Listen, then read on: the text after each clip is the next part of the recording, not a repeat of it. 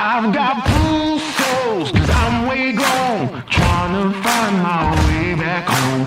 Count my bones as in desert crumbs spoon. I'm gonna turn all of my stones. Rock bottom make the man and some pressure make a gemstone. Trying to put $1 to my name like Creflo. Ninja boy, late to the game, it's in the blood flow. And I'm from the south, it's thick skin and tough bone. Big attitude through big lips with gusto. Trust no kings, that's why they tried to crush souls. But it's ITBO, when the dust blow, this old head be standing there. No silver, just gold. Crack no books on the hustle, I was born to grind. Yo, scared of your potential, I'm adorned with mine. 30 times around the sun, man, of course I shine. My legacy will not dwarf with time. And in my daughter's eyes, it's basic, I must not say quit. Every day sees a present like a Rob St. Nick. Walk a fine line between tenacious and patient. I can't slip, I'm fighting clocks and they can't win. I've got blue souls, cause I'm way gone, trying to find my way back home. Count my bones as in desert crumbs slow. I'm gonna turn all of my stones. I've got blue souls, cause I'm way gone, trying to find my way back home. Who that soldier in the mirror? Oh, oh. I'm gonna turn all of my stones. Impeccably I flow, hardest raps you know, breaking status quo, reaping what I sow, artistry like Van Gogh. Get it from my mama, hip so thick that I need tenfold. Personality spicy, body banging like a bongo. Cause black women been it since Timbuktu since Pharaoh. Sponge rollers and hot combs, lips, cheeks and brow bones. If you ain't for the culture, then please stay out of my zone. These little dummy rappers could never grace like headphones. See, I'm from a place in space where ain't no storytelling, you just had to have been there. If you want the battle, ain't no problem, stay where. I got so much experience, I can't even play fair. But I'ma keep evolving and growing and hurting feelings and showing. You need endurance to go in, I got mileage on this pen. I've been busy cause I've been out here schooling all these kids. Took 3 decades to have this glow up that I did. I've got blue souls, cause I'm way gone, trying to find my way back home. Count my bones as in desert crumbs flow. I'm gonna turn all of my stones. I've got blue souls, cause I'm way gone, trying to find my way back home. Who that soldier in the mirror? Oh, oh. I'm gonna turn all of my stones. Turn all of my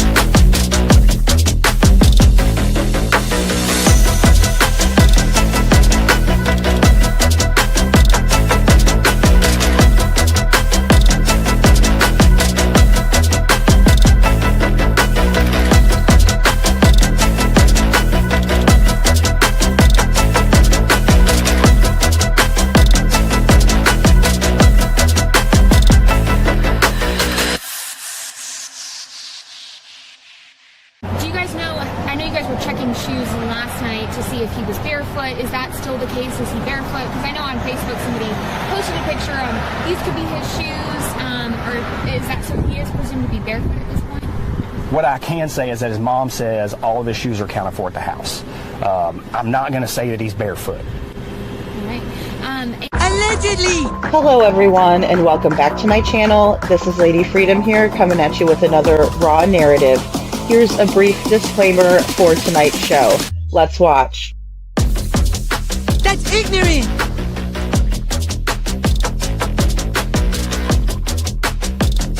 Allegedly, that's ignorant! Ignorant!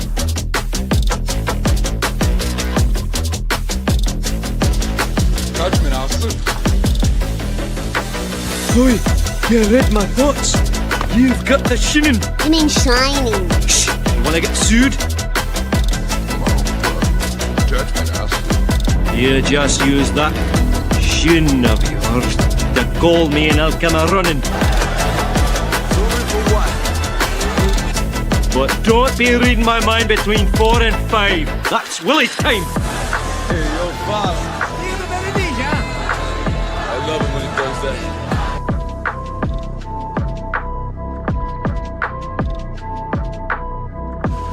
Let's watch.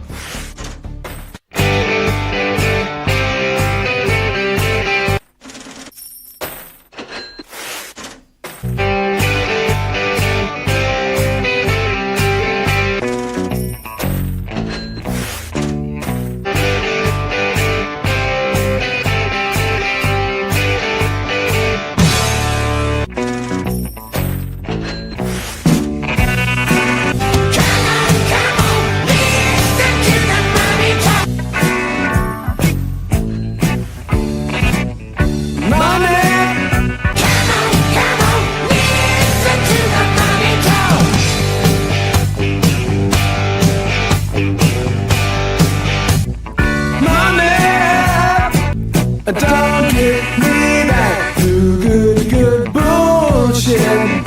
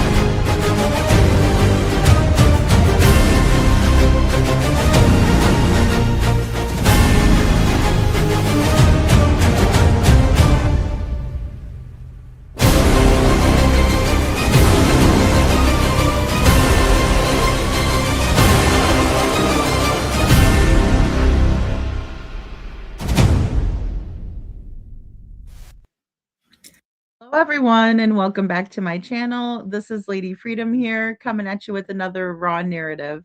And it's so good to see you guys tonight. Thank you so much for being here. Witchy, thank you for helping me with the Discord. So I was wondering why. I thought it was going to take a minute to fix, and I was like, oh, I really don't want to have to get into trying to figure it out, right? I'm like, oh gosh. So um yeah, things have been interesting. I've been listening to other people's take on something that I was involved with and that they weren't involved with directly. So it's been interesting listening to people kind of go over things that they don't know what they're talking about, for the most part, is what I gathered, and it's kind of exhausting because it's annoying. I mean, I've really been transparent from the beginning and kind of told everybody again and again and again and then again, now again 9 months later, when everybody's waking up to this person that's, kind of causing trouble, doxing people out, harassing people, stalking people.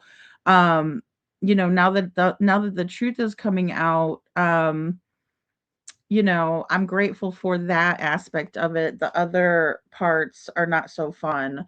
um Especially when, I expect something out of someone else, which is probably always, I think that's always a bad idea. It's probably a bad idea for me to do that because, then I'm let down. My expectations were set too high. And so that's been rough because, I really expected people to understand it. Oddly enough, someone that has reviewed me in the past, doesn't have a very positive outlook on me, but at least they took the time to watch my content and understand it for what it is. And I'm going to say that because I appreciate that from nonsense. And I wasn't expecting that, right? And then I also wasn't expecting to have a bigger creator that, says they're for true crime and says that they're for Sebastian, to get up there and laugh through the whole entire thing and not even take it as a time to be a leader and, tell people that that kind of behavior is wrong. um I think that, again, my expectations were set too high. And so of course I was let down. um it is what it is. But good to see you, Gail. Thank you guys for being here. Hey, Choo Chi, Cinderella is here. I'm just going to shout you guys out. Nancy Fleming, so good to see you. Thank you for being here. Deanna, thank you for being patient. And I'm glad that you asked me too, about that. The Discord is going to be something that, when you come in, I would ask you to go see Choo Chi really quick so she could tell you, tell who you could tell her who you are in order for us to all understand who each other is on YouTube. There's no real way to safeguard that situation, right? There's no real way to make it so people cannot take a screenshot and be what is called a mole, right? And I don't know why people would mole for other people and do that sort of thing. In some instances, maybe I could understand if someone was doing something really horrible and dangerous and people wanted to kind of be a whistleblower of sorts. I can understand that way of thinking or trying to keep people safe, um, because I do believe that that was the intention, from when I listened to nonsense. I listen to all people. Um, I try not to be biased even when I'm listening to someone that I don't particularly like, right? And then I'll just take a break. If I have to take a break, I'll take a break. Because it can be hard to listen to people that we don't particularly agree with. But we also have to be tolerant of that if we want to be knowledgeable about the whole entire situation. So that's the way I approach things. Um, I would invite people to do that. I think if we did that more, we would understand better about how things actually are, and we'd have just a better understanding all around. Um, I also think that when it comes to someone doing something in a real life situation, um, these kind of behaviors would never be tolerated. As a matter of fact, those people would be shunned.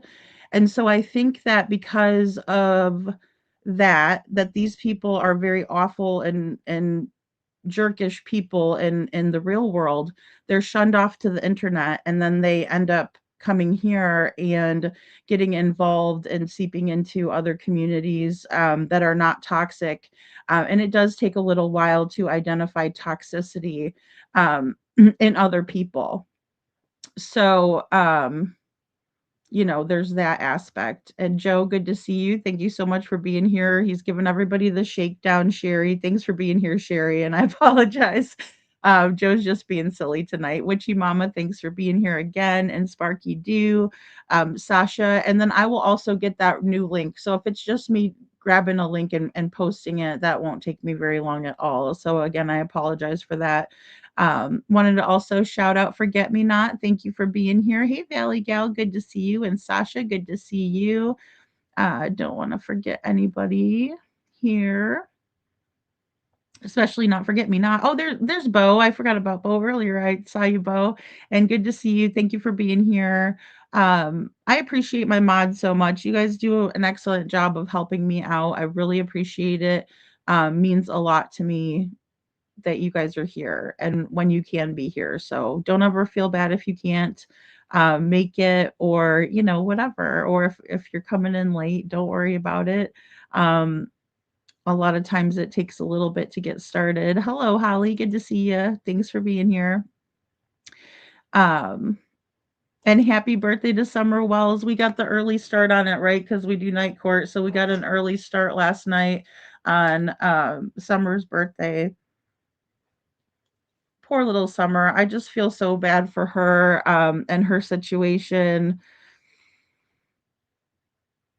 That is, I think it's not as hard as it's been made out to be, but I feel like that about a lot of these cases that are unsolved, especially as of late. Um, Thank you, Holly. Thank you very much. And also Shadow is here, so good to see you. Let me just make sure I get all of you guys in here. Oh, the rumors are horrible, Sparky. And it's just kind of like nobody would act like that in real life. Like if I told my coworker, let's gang up on this other coworker, right, and make her life a living hell, the person would look at me and probably report me to HR, right? And I'd probably get fired for, hostile work environment or something to that effect. And then, you have these people over here that are doing that, you know, on the streets. No, Sasha, Discord is like a forum that you can go into and chat with other people. So for members, I wanted to offer something like that. And so we started a Discord where you download the app and then you just come in there and you can talk. We could share like different links and things, like more than we can do in the chat. So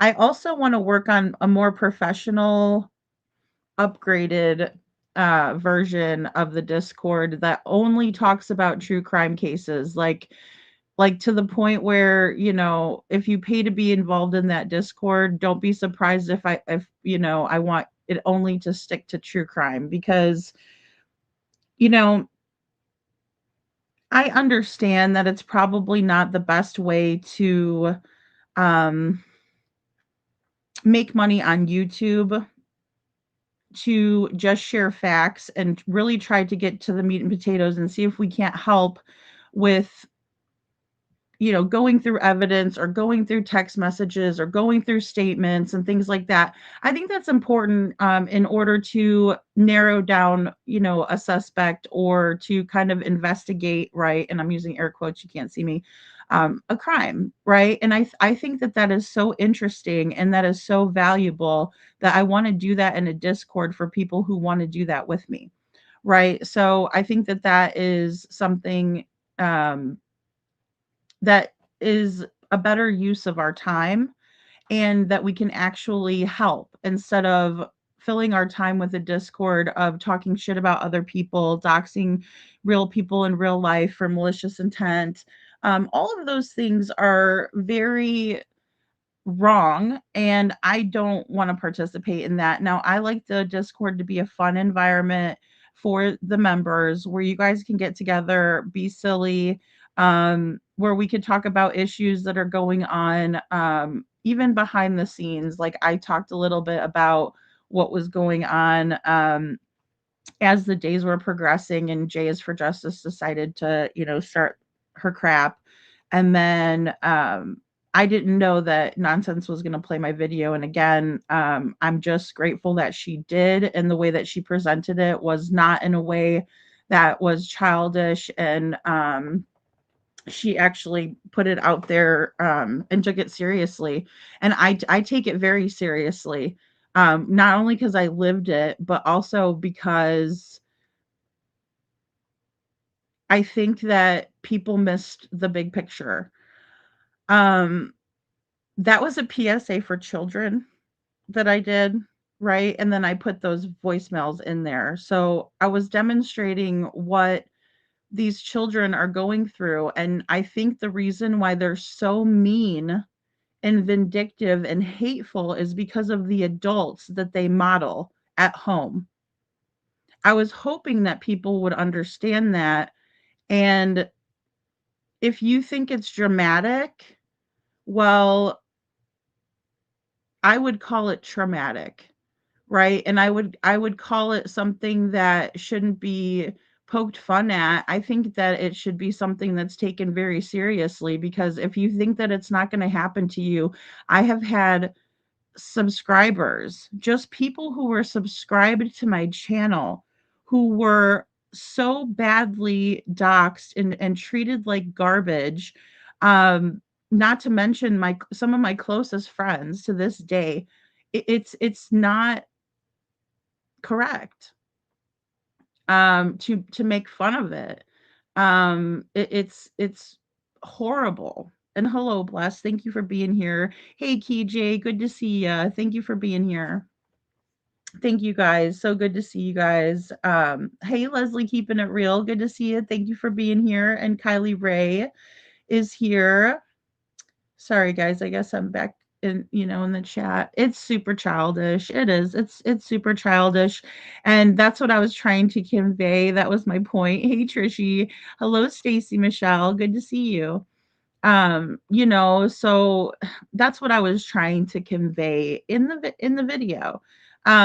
Because you know, that type of behavior is juvenile, in my opinion. That's why I laugh at Jen when she says, come sit at the big people table, right? You don't want to be sitting at the little baby table. Hey, Jamie Brown. And so, and I feel like what we do over here is a little bit different, right? And I enjoy it. I enjoy conversating with my audience. I know that that's again not the best strategy and way to make money on YouTube. Um, but I do enjoy the conversation that you all bring to it as well. Not just me up here talking at you or presenting information, but the fact that you guys can be interactive and telling me your thoughts in order for us to, kind of put our heads together, right? I'm no better than you are. You're no better than me, right? Um, but I think when it comes to creators, I don't think that we should be doing any of this stuff to each other. Number one. But furthermore, we shouldn't be doing it to subscribers or mods or anyone like that. But it's just so hard to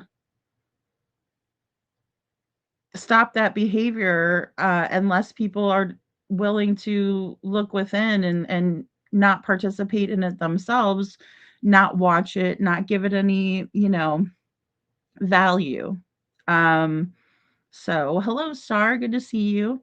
And so I think that it's just going to take every single one of us to recognize what's happening. And then again, with this photo and the misinformation with the photo, I don't know how many times or what way I can say it if I have to draw a picture of the picture. No, I don't know how many ways that I can say it or explain it, but it's very easy. Um, Someone took a screenshot of Justin's live. So he had his live and say, you take a screenshot of me right now, right? And then you send it to someone else. That's what happened. It's really easy. We do it every single day. I've done it 17 times today. No, I'm just kidding. I haven't. But some days I do. I'll screenshot something and send it over, or I'll make a video, right? So, very easy. And then I showed the entire process. For anybody who's has a question, please go watch the entire process and then ask me a question if you're confused. It's very simple. It's there's nothing more to it than that. And then all of a sudden I get a phone call that Nancy Grace wants to play my video on her channel. And I'm like, wow, that's really, really cool. And so I told my daughter was the first person that I told that to. The second person I told that to was my Missouri mom, who I look at as like a mother, right? And then I told my best friend, right? So those were the people that I was, telling, and what I was thinking at that time. Hey, there's going to be a my video being played on Nancy Grace, which is pretty cool. And when as it pertains to Sebastian's case. And so I wasn't paying attention to anybody else, right? I just knew what I heard and I thought that was pretty cool. So I was just kind of waiting. And in the meantime, Grace's Gavel, who's also Chroma Chronicles, um, went ballistic in my mod chat and started causing holy hell. For one person to do that, I was kind of amazed by it. And again, I wasn't in that chat. So I had no idea what was going on until people were like, hey, there's problems or whatever. So, but I was getting blown up. It's amazing to me that she was blowing me up, blowing that chat up, she was in all of the creators. I mean, Bullhorn Betty, she was over at Justin Clutch Them Pearls. She was in every single chat, pick me. I guess that's what they mean when they say pick me, pick me. Um, yeah, pick me, right? And so that's what happened, and that's what blew up. And then Terry Lynn started calling it Photogate, which it wasn't even Photogate. It was what appears to be someone either carrying someone or something, right? Like Bobby the neighbor described. So that's what I was seeing, right? Um, I think someone said it looked like a Lego man because of the way that it was pixelated, but there are many people on this platform that are very, how do I say, versed in how to explain the negatives and how to look at a negative. People don't use old film anymore like we used to back in the day, right? When we turn in a roll of film, they would give us the pictures and they would give us the negatives. Well, you could take the negatives and put them up to the light and you could see the pictures then. They're not going to be full exposure like the pictures that you get, for your picture albums and whatnot. I mean, yes, I know I'm old, but what I'm saying is that's what we're looking at essentially. To put it in the simplest terms. And there's some people that know way more about it than me, and they'd say, well, Lady Freedom, yeah, you kind of got the general concept, but here's more, right? I don't know all of that other jargon and crap. All I know is what I did. And for whatever reason, and I've never been told, so please do not direct this question to me. I'm not going to presume to know the reason why, other than that there was a lot of anger and a lot of shit being stirred over this photo, which leads me to think that there's something to it. And with that being said, that's why I stand on it, right? Because it came from, like I said, just something really easy. If you were just to screenshot my screen right now and send it over to someone else, that's exactly where it came from, right? And it was Justin's. So, but they decided to take the entire video down on Nancy Grace, and only did the podcast, but then they took the podcast down. But I did get the podcast and we listened to it. Hello, Pamela. Um, I know, Pamela, and I mean, I worry about people like even doing a public forum like the Discord, because that's what caused a lot of issues. That's where people were getting doxxed. When it came, I guess it was Clue and Cletus this time that got doxxed again. I don't know what the big deal is. They've lived in the same place, right? I mean, once they do it, it's over with, right? I mean, it's not legal because it's done with ill intent, right? You can't cyber stalk people. You cannot go to the lengths that these people have, you know. And I agree. I think it's just sad that they have the amount of people that they have that support that behavior.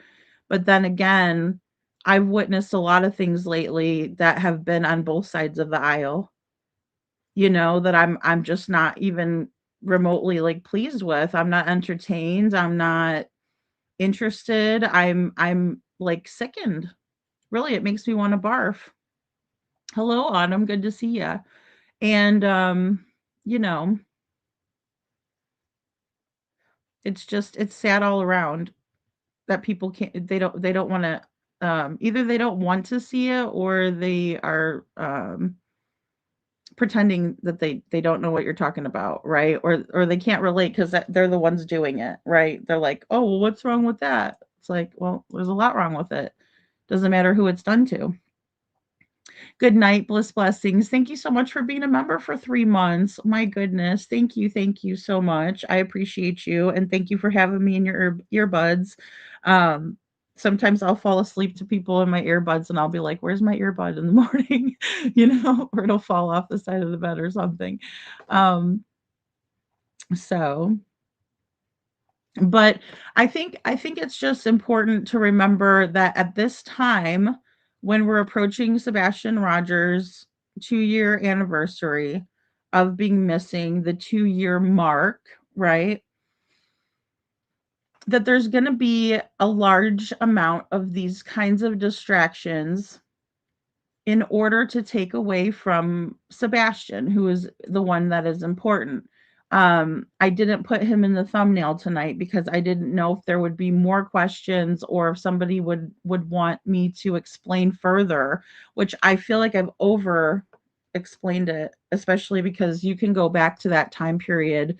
If you do your own research, and you can see everything that I was putting out was I'm not the type of person to let things like, get worse. I like to take care of it. I don't, if somebody's bleeding, I'm not going to let them bleed out.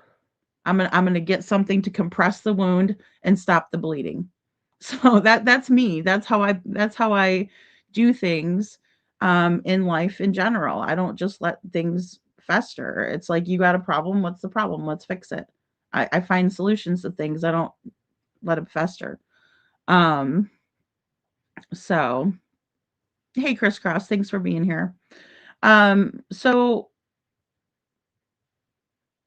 we're gonna see a lot of that, and it's hard to know what should be paid attention to and what shouldn't be. But I've got all ears open and all eyes open, right? Both eyes, both ears. And I'm just taking it all in. So, I know Sparky do. I do too. Well, I keep one in so I could hear, other things too, but I just leave the one in, and it's like I know that when I switch sides or something, I probably lose it and don't realize it. So, but I think that from the very beginning, Chris and Katie have tried to create a type of madness, right? And I think that people just kind of followed suit with that. Um, I know that I've been guilty of like making fun of Chris's pervy, comments and things like, like, I mean, that's the way that I can see that I've fed into it, right? Like, cause it's funny as hell to me when he says stupid shit like that, right? And then I replay it and I'm like, haha, look at this guy, you know. But I think that when you look at everything and you watch everything, you can kind of figure out what's really going on. And if I'm considering the way that Chris and Katie have chosen to go on the Krama side of things, um, I would have to say that they're perpetuating more of a circus type atmosphere,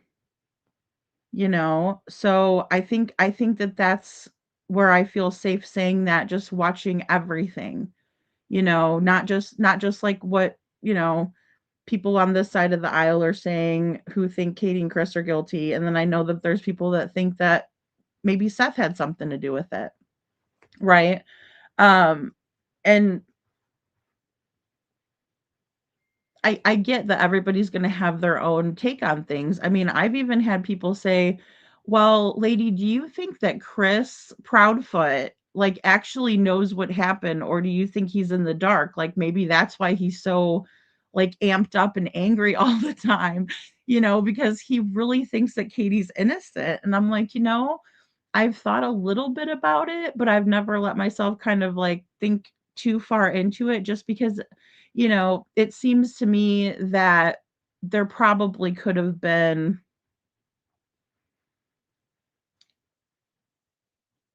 a time where, and this is just based on kind of a lot of hearsay too, though, where Katie was looking at possibly leaving Chris.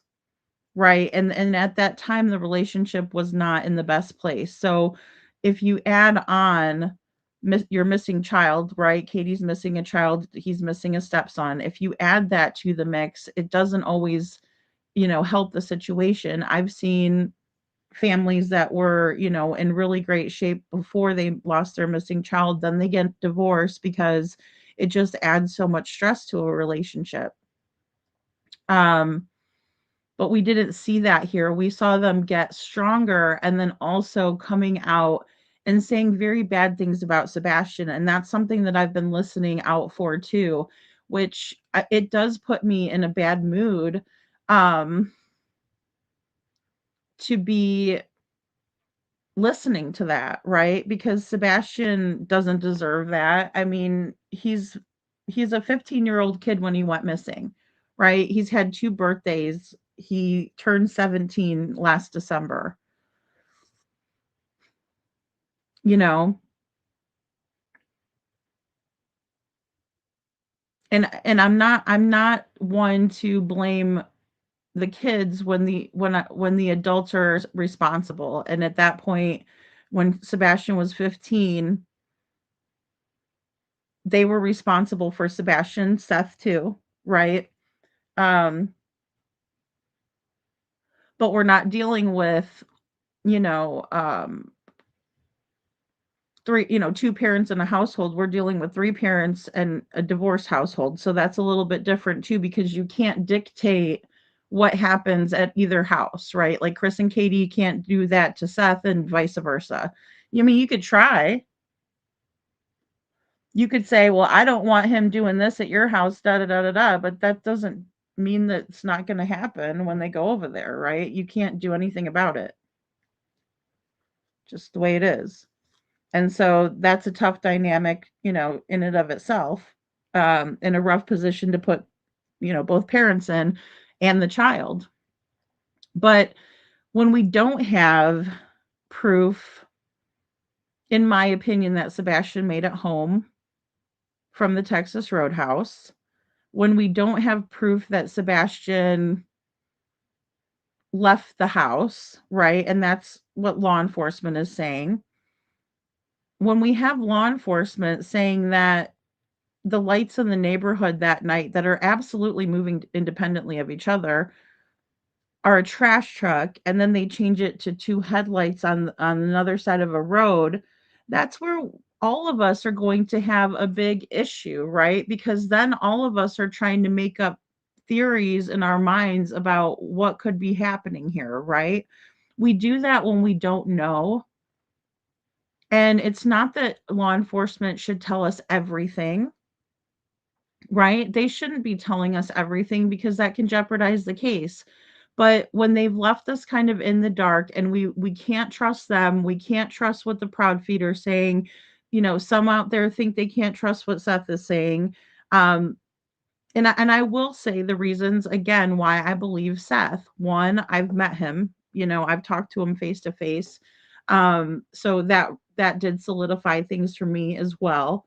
But he did pass his polygraph test, right? I mean, that's one that is kind of like, okay, well, you know, you can take that as you will. It's not we're the court of public opinion, not the court of, you know, the judicial branch of our government, right? We're just regular ass people talking about true crime, theorizing, hypothesizing. And that's a good thing, I think. Um, but we have that piece, and then we have him showing his time cards where he was in jail. You know, he was in jail.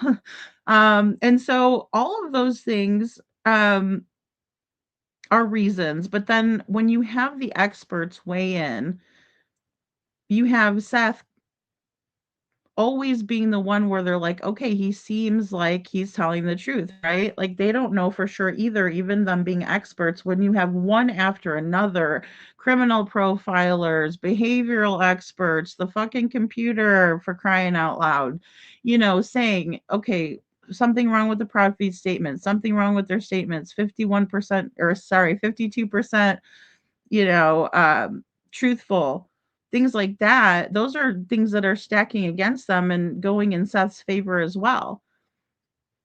And then you have the fact that Seth has been looking for his son and asking questions of the police and doing all of these things, passing out flyers, showing up to Culver's, an event where I'm sure it was difficult to go and do that, but he stood there and he stood in front of the cameras and he spoke about his son. And so all of these things make me believe that Seth doesn't know where his son is. Um, Another big moment that happened recently was when Seth went to the cemetery, right? And he decided that even if it was going to be hard for him, he needed to be there to make sure that they didn't find anything or find Sebastian, right? Seth had been to that cemetery a bunch of times and had searched, you know, a bunch of times, even with the same cadaver dog and trainer, dog trainer, um, as well. And so he still showed up there to make sure because that's what a good parent does. That's what a parent does when they truly don't know. Um, Instead of driving, I mean, they could walk over to the cemetery from their home if they didn't have a vehicle or a way, and it's right there, and Chris and Katie didn't show up, right? Chris and Katie didn't show up. Um, and to the best of my knowledge, and I haven't watched every single mob crew or every single Silvers on the scene, but I don't even think that they were implicating any single person in this. They were implicating no one. They were just saying we need to check the cemetery because of the activity in the cemetery. on the morning before and the morning of Sebastian's disappearance, right? Like around the same time, there was activity, and so they were trying to investigate that. So, um, oh, and thank you guys. Thank you, Pamela, for becoming a new member. Welcome to the Dragon Tribe. Thank you. And Chuchi, thank you so much for gifting a membership. That was so sweet of you. Thank you, thank you. And make sure you say thank you to Chuchi, whoever got that, and welcome to the Dragon Tribe. Sorry, guys, I'm trying to kind of stay on topic tonight myself. We're always saying stay on topic. Hello, lovable Mama Bear. Good to see you. So I'm trying to take my own advice, you know. So but yeah, those are some of the reasons why I find Chris and Katie's behavior very odd. And then on top of all of this, right, there is this person who tried to sue Seth, right, named Texana Fernandez. And we were going over a video that I did about her resembling the green hoodie that was at the Texas Roadhouse. Um, and of course, it's always speculating, it's always examining, investigating, right? We're kind of putting our investigative hats on. And when you follow the court documents in the Tex versus Seth lawsuit that was just dismissed or dissolved, whatever you want to call it. It didn't move forward. Um and so when you look back on that and you can see what's happened on through the public records, um you find out that this person was involved with Chris Proudfoot, who is Sebastian's stepfather. And this person was going after Seth, who is Sebastian's father, who's trying to look for him. And that's what brings me back to the distractions, right? Because I mean, I can be easily distracted and get back on track with what we're doing. But with Seth, every single distraction is a second, a minute, an hour away from taking away from him finding his son. And so to do that is very odd to me. But to add insult to injury, you have Mr. Proudfoot participating actively in it along with his mom. Along with his mom. And so we have to look at this and see it for what it is. And we may look at the same situation and some people might say, well, maybe Texana should have sued Seth. I don't think she should have. Um, and I don't think that she had anything to stand on. Otherwise, something would have came of it, right? And I'm not saying that justice is always served, because it isn't always served. There's times where you will have a very good case against someone, and uh, the outcome won't be what you thought it would be, right? um Again, expectations,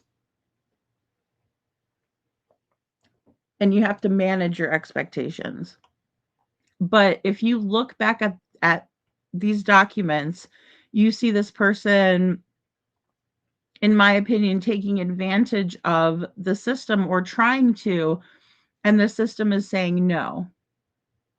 Right? We're not going to do this anymore. Um and that's what you see. And so I just find it very interesting that, like I said, Mr. Proudfoot could get out of bed and go to court with this other person who we still don't even know how they know each other, by the way, or how long they've known each other.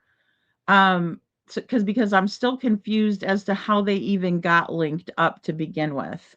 Because as Jen was telling us, this man, Chris Proudfoot, he was not at the vigil. He was not at the vigil for Sebastian, right? And so, how was he even involved with Texana at all? Did he send her to go to the vigil? Did he send her there? That's my question. And there was no scent of Sebastian, crisscross. There was no scent of Sebastian. You know, you would think that if that was the last path that he took, taking the can to the end of the driveway, that is, that there would at least be that, right? But it doesn't appear that that was the case at all. I mean, day 4, no scent, you know. We don't know where Sebastian is. No sightings, you know. Um, Again, there were sightings that were called in that weren't Sebastian, right? It was a lot of it was like younger kids that were out helping to look and they were mistaken, for Sebastian. A couple of them were anyway. Um and so but yeah, nothing that would lead them to Sebastian is what um the EMA director Ken Widener said. And obviously if they had, we would have found him. So it's all very strange. Um and again, I don't know if they even tried to see if anyone's scent was let off, because again, if you're carrying someone, then your scent would be there, not necessarily that other person.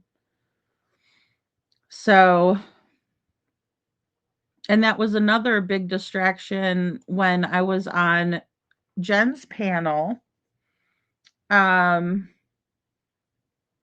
when I was over on Jen's panel and Jules was talking, it was before I got up there. I'm sorry. I was just listening and I was like, "Oh, okay, we're talking about the scent again." And so Jules was explaining things to us and someone came in and decided to be like, "Hey, you guys are using dirty language," or something to that effect. And all it did was distract everyone from what we were talking about, what was really important, which was the scent for Sebastian, having, a dog handler who's actively in the military is a good source, in my opinion, to explain things to the best of her knowledge, right? And I think that that is a valuable resource to have someone like Jules on the panel and to have someone come in and deliberately derail the conversation. It makes me wonder, right? It just does. It makes me wonder. So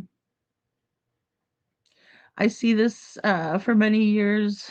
The ones that are not real fall off and real ones thrive because they're genuine in their heart and they make progress. It's natural order of things. Well, that's true, Sasha. I know. I wonder how far you could go with even, a hate channel. Um, It is amazing. That is amazing to me though, that people kind of are successful at some of that.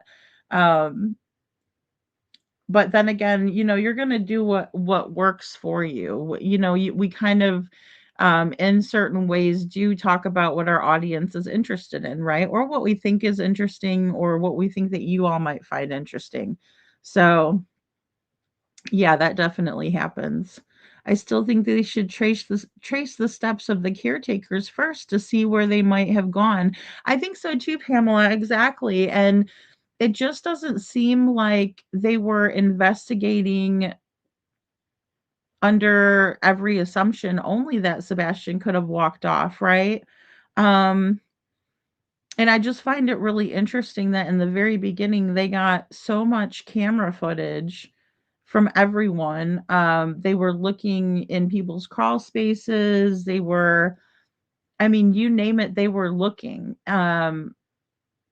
Of course, and I'm always going to do this because this is kind of, what I do when I'm looking for things. Hello, animal. And but it's like I heard them say, well, could you run the drone, over the dumpster? And I'm like, why don't you guys get in there and see if he's in there? I mean, like, if we're looking for a kid, we're looking for a kid. Somebody could have heard him and put him right in there, or you know what I'm saying? Like, especially in the beginning. So I just think, that I'm gonna point those little things out that maybe are kind of petty or whatever, or maybe they don't have much to do with anything. Um, but I think everything should be thoroughly checked. Some people say that construction area wasn't thoroughly checked as well as it should have been. Other people are saying it was. Um, so that's a tough issue.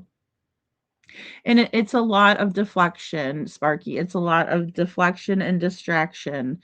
And it's hard to know what's what sometimes, right?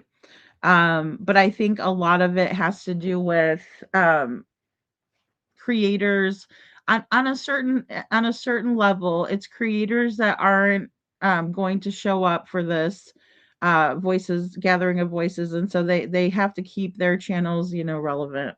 If they're not going to show up, they have to, have something to talk about. And so they have to do that too, and I get that as another creator. um you still have to come up with content for people. So, well, hello, Sandy. I hope you're having a good time in Las Vegas. How fun. Um, so with that being said,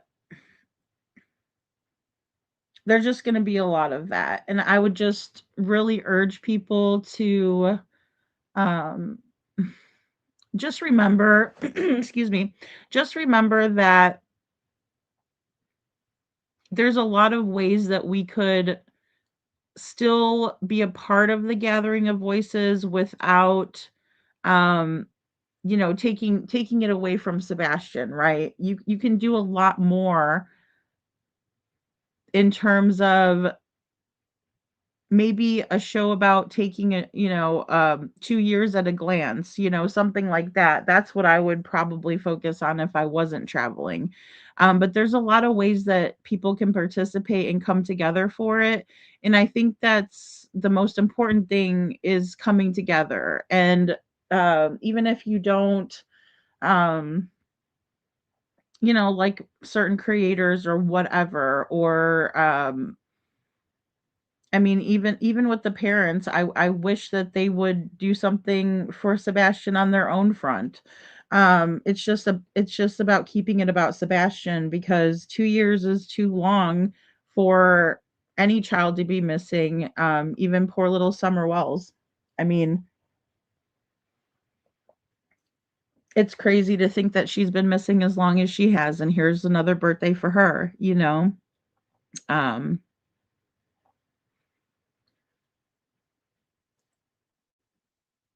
I've never understood why the construction site wasn't shut down immediately. Yeah, see, Deanna, I know that's a big topic of conversation with people, and I don't think it's illogical to think about it. I mean, or irrational to be like, why didn't they? I think it says more about how the investigation went, excuse me, than it does um that we're asking about it, right? Because some people might be like, well, that's silly or whatever. But I think it is valid, because I think that they were more or less looking for a kid that was hiding, so someone who might have went to the water because it's calming and then they fell in or hurt themselves near the water. Um, and I hate to say that every kid on the spectrum who is drawn to water does the same thing, but many times we see that they go in the water, right? Um, with Sebastian, once we realized that he wasn't going to do that, they should have stopped. But I think that they were deliberately misled. And the reason is because Chris and Katie didn't just come out and say that, right? Like when they're pulling in expert opinions, like Mr. Widener is saying and has said in the first week, that they were pulling in autism experts. I also think Eric Craddock said that, didn't he? I just played it not too long ago. It should be fresh in my brain, but apparently, but I'm pretty sure he even said that they were speaking with and looking into other cases where children, were on the spectrum. And again, they're focusing their efforts on what a child would do who is drawn to those types of bodies of water. Right? And for those children, it's any water, right? And that's what's dangerous. But again, it's like they missed the point completely, but I also think that they were misled. I really do. I'm hesitant to think that it was a grand conspiracy from the beginning. Now, do I think that they are corrupt? Yes, I do. I do, or I wouldn't be going. Right? If I didn't think that Sumner County Sheriff's Office was corrupt and they're not looking for Sebastian as they should be because they're a sleepy little town in a sleepy little office and they could be really putting effort into this. And other cases as well. Um, I wouldn't be going. Right? I'm just not the type of person that incites any type of action unless I feel it's necessary. And when I received confirmation from the United Cajun Navy that even law enforcement officers do not want Sebastian found, that was huge to me. I mean, that showed me that what I'm doing is necessary, right? I didn't tell Brian Trasher to say that. I didn't pay him to say that. I didn't even know the person who spoke with him was going to send that to me. I'm grateful that they did. And I know Seth was grateful for that as well, to have that information. But it's also coming to that realization is tough because that shows corruption on a very high level, that you have search and rescue teams saying that about local law enforcement. I don't know. I think that people are missing the big picture because I'm pretty sure that that should be the topic of conversation everywhere on YouTube. But instead, it's something that happened 9 months ago. It's the photo that came out a little over a year ago. Yeah, it's all that. It's all that people are wanting to talk about. And I don't understand it. I just don't understand that. Um, Mr. Widener said that they were used to producing 2, yet almost 2 years they have gone by. Yeah, I mean, I do remember him saying that too, Brenda. Um, I just think that they probably were operating under the wrong information at that point. I really do believe that. And I'm always open if I find, proof to the contrary, I'll share it with you guys and let you know every time. But, you know, the first thing that should have been brought up is that, officer, I need to tell you about my son. He is an individual. My son would not go into a pond because he doesn't like to be dirty. Because when Sebastian likes to go swimming, he likes to go swimming in water where he can see the bottom, right? So as a parent, knowing that about my child, I'd be worried that maybe he was drawn to a swimming pool and he got in and was wet and hypothermia set in or something to that effect, right? But I wouldn't be thinking to send the police on a wild goose chase on all the waterways looking for Sebastian there as if he walked away. Because if you're operating under the assumption that Sebastian walked off, then you have to operate under that assumption all the way through, right? So if I'm operating under the assumption that Sebastian walked off, but make no mistake about it, they had a lot of camera footage that day that did not suggest that Sebastian was on any of that camera footage. Day 1, day 2, into day 3, they had a lot of camera footage, if not everything from the neighborhood that they were going to have. So why were you still operating off of the assumption that he walked off anyway? But either way, if I'm operating under that assumption that he walked off, then of course I'm going to look in the ponds and see if maybe he decided to take a swim, I don't know, in the middle of the night in February. I think the most important detail about Sebastian Rogers' case is his shoes. Undoubtedly, in my mind, every single theory I think about involves the fact that he supposedly didn't have any shoes on.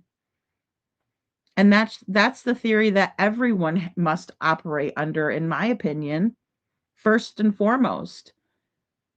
Both sets of parents said that all of his shoes were at the house. So we know that Sebastian didn't have shoes on, right? I mean, can we at least all agree on that part? Maybe. I don't know. Then people will be like, "Well, I don't believe any of the parents, Lady Freedom." I say, "Okay, well, I mean, if we're going there." But I mean, and I get it. That's the way that we come to solutions, and I wouldn't want anybody to change the way they're thinking based on, their beliefs either. Crisscross says the way she was running around or rushing around, not actually approaching staff at the school, no cameras at the storage unit, his reluctance the day before, I'm failing to remove him from the house legally. Well, I think I think you're right about that. I mean, she definitely did not appear to be actually looking for Sebastian. She had out both of her windows rolled up. She was driving too fast down the road, in my opinion. Um, I absolutely agree. So Chris has not been able to go home because because of Sebastian. Come on, yeah. Well, and that was another big thing, right? Because they were not getting along, were they? They were not getting along at that time. The CPS was involved. The school was involved. There was a lot of things that were going on at that time. And then also thinking about maybe putting Sebastian in a school for the time being was something that was absolutely on the table. Um, so, I mean, if we look at that dynamic in and of itself, that tells us that things were going in a negative direction or were very well, I'll just say they had been going in a negative direction and they became very negative and appears to be toxic. And so for Sebastian to be taken out of the equation and then Chris and Katie just go back to normal, I mean, I think that speaks volumes. Sorry, I had to reposition myself because I was sitting on my foot. But yeah, just knowing that, and I'm not talking about Katie going and get her eyebrows waxed or whatever she was having waxed.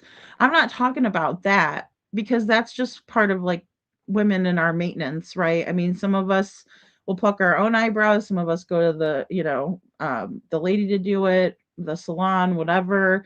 Or sometimes, you'll go and get them to do it, and then you'll kind of keep up on it, so it's not, a regular thing. It just That's a preference. That's not really what I'm talking about. But I can't help but think that if Katie has time to do that, then why is she not looking for her son?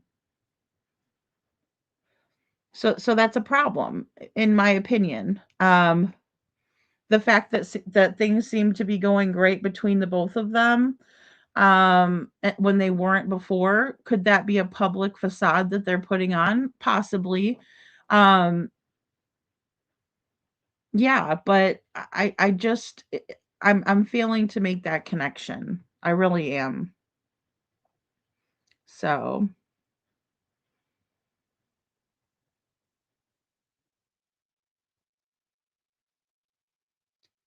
it's one thing to give too much credence to the parents' version of events or even botch the initial part of the investigation. It's another to dismiss and ignore concerns when things didn't add up. Yeah, I agree with that, Star. I think the police have perpetuated a lot of distrust onto themselves, and then also with not coming out and at least letting the public know that Seth is cleared, right? Um, and I know people would probably get upset for me saying, well, then Chris and Katie should be cleared too. Um, Seth did not have a warrant for his home a year after Sebastian went missing, right? And when we think about the green hoodie and them making contact with the green hoodie, and then all of a sudden there's a warrant and they want proof from their house, and that did not happen for Seth, right? um I think that speaks volumes about who they're looking at. So I don't understand why they can't just come out and be like, you know what, Seth is not a part of our active investigation. We've checked him out. Because they clearly have, or it would have been a warrant descending, or police descending on both households. I don't know why I was going to say households, but households, right? Um, that didn't happen.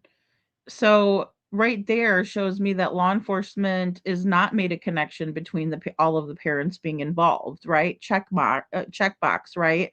They're obviously not going to come out and tell us that, but we can check that off because we've used reasoning and deduction, right? Like from back in Sesame Street days. Gail says, I have always thought if we followed the money, we would be shocked and sickened in how high the corruption goes, in my opinion. Yeah, Gail. And just the fact that Kathy Bowersox is so involved in all of this, right? With Texana, with buying of playground equipment in the past because of Chris's situation with his wife and child, right? Or soon to be ex-wife and child. I absolutely think that following the money would definitely be shocking and sickening, because that means they're willing to be paid off in order to turn the other way when there's horrible situations involving children occurring. And some people might say, well, that's over dramatic. I wouldn't say that, because I think that it's detrimental for the children involved to see any of that stuff going on, let alone, being Facebook streamed, and scared in front of the courthouse, and mom racing down the highway, and all of it. But they're willing to take money to turn the other way and act like they're not seeing that it's happening. And that's just another good example of why the gathering of voices is important, and why it's not um just something to say, well, some people think there's corruption, other people don't. I think there's definite corruption involved, in my opinion. uh KJ says that's why I think he left with her in a car way before, possibly even Friday or Saturday, had some time with her on Sunday. He never came back home, in my opinion. Yeah. Yeah, I mean, I don't know. There's a couple of there's one really good spot on the way home to do a handoff. Um, I know somebody else was talking about Sebastian being handed off on the road, in the middle of the road. I don't think that happened. I think it was at a secluded spot. I don't think Chris and Katie would do any of this stuff out in the open. Um, I really don't. Um, I think that they could have set the flashlight situation up to make it look like Sebastian walked off by himself. But again, without being able to see who is walking around with the flashlights, it's extremely hard to figure out who that might be. Um, Crisscross says, "Okay, lady, let's just tick off the reasons they would want him, as opposed to why they would want him gone." Yeah, I know. I mean, I think if we were to look at that list, in the very beginning, and that's what I've been going over, because that's what Texana was trying to say that Seth did. And I don't know if she's just misinformed, or if she's never heard these sound bites, but I would like her to listen to those before because she likes to talk about how people defame her, and who that people are out there, speaking ill of her. But when it comes to Seth, she's not realizing that she's doing the same thing to him. And so when it comes to Sebastian, I think it's very important to understand that um his stepfather and mother were saying things to the effect of, if you guys knew Sebastian, you wouldn't want to look for him. They were saying that Sebastian wasn't allowed to be around Faith for good reason. They were saying all kinds of very off-putting things, and in my opinion, victim blaming Sebastian. And that was very readily known by people on the internet. Um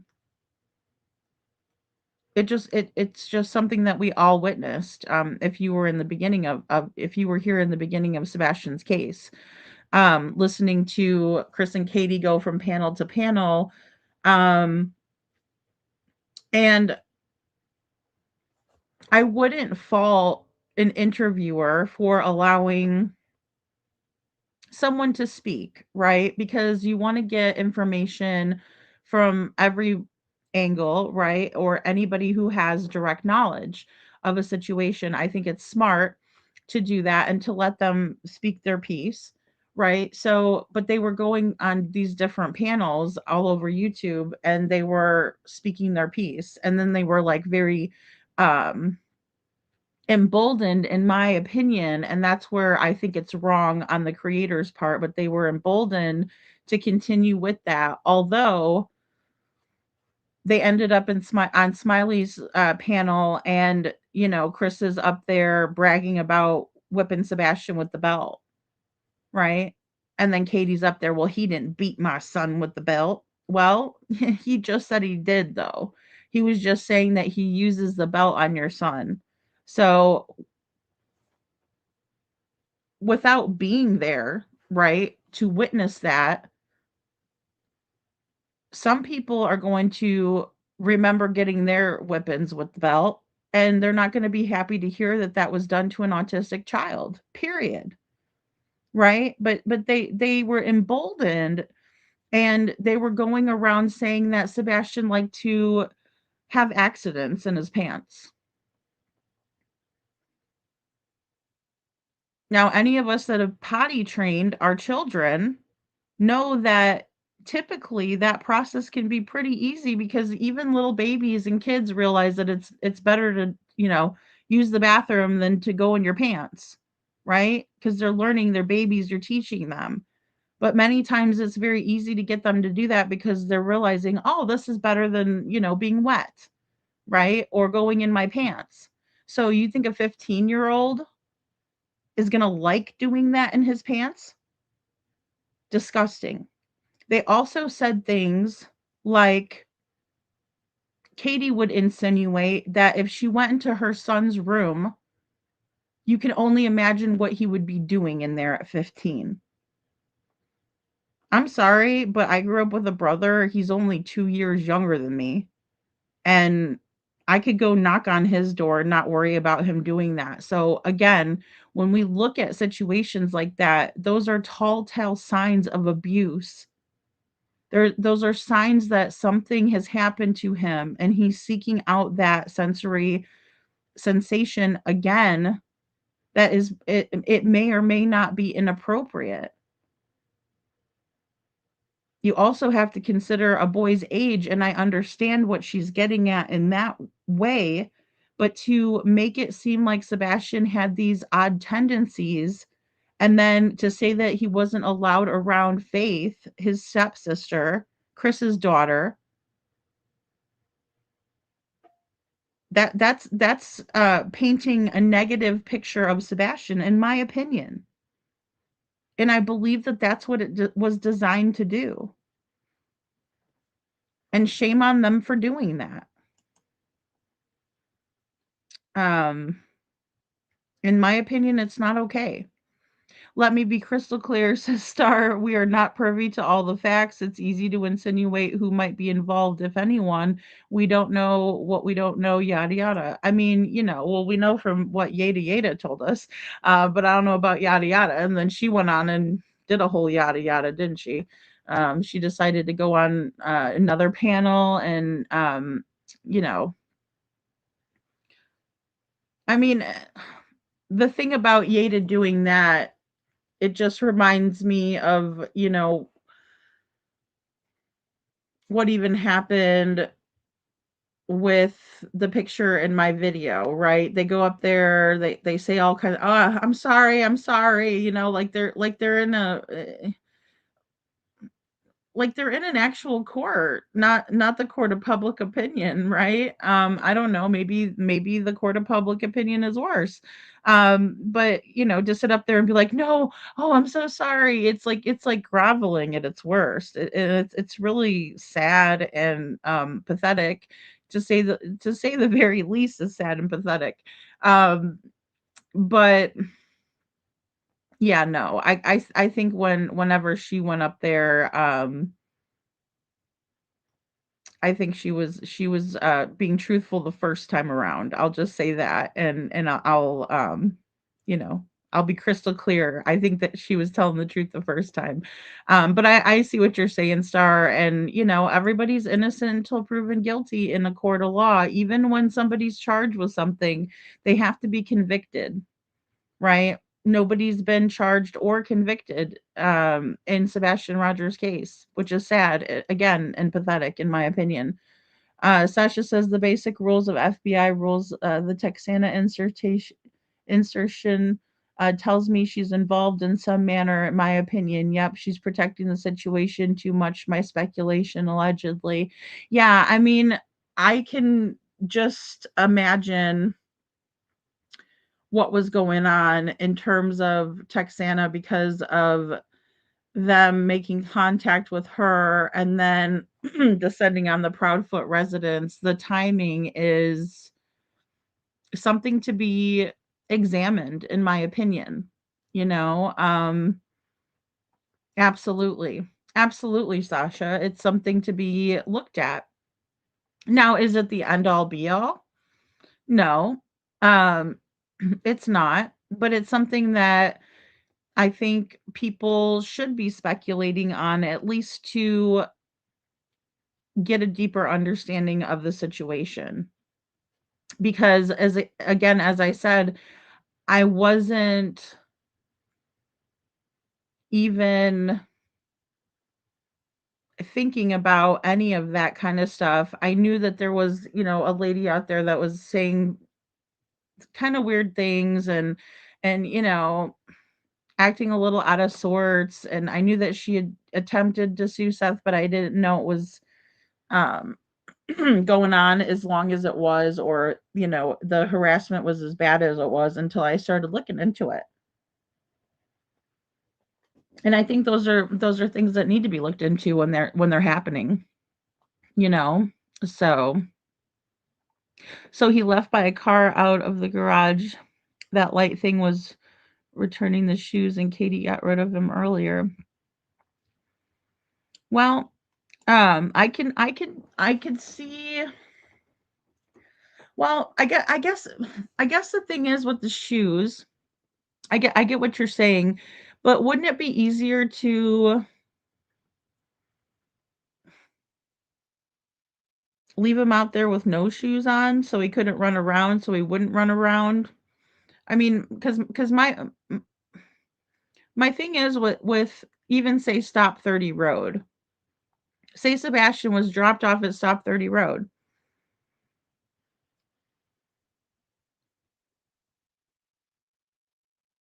Katie would have pulled in, right? She would have had to what? Make a left. Sorry, I was thinking back at my time there.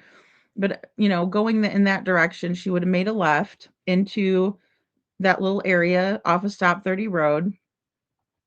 And if she was to, take his shoes, or, tell him take off your shoes or something like that, and then he was, frozen because with fear, because he doesn't like to be without his shoes, right? And he doesn't like to walk around without shoes because he's afraid of the fire ants. Um, you know, fear can do a lot to a person. And so I was thinking that that could have been something that was done in order for him to not have the shoes, right? Because I'm thinking, you know, I mean, he didn't bring a coat. He wasn't wearing a coat at the Texas Roadhouse. But then again, we have been told by Katie what he was, wearing at the Texas Roadhouse. We saw it with our own two eyes. And that was something that she was truthful about from the very beginning. Was the Grogu t-shirt, right? And a pair of jeans. Um, and to the best of my knowledge, those items were given to law enforcement to use as scent items. Now, whether that's true or not, I'm not sure, because that's what Chris and Katie said, and that's never been confirmed.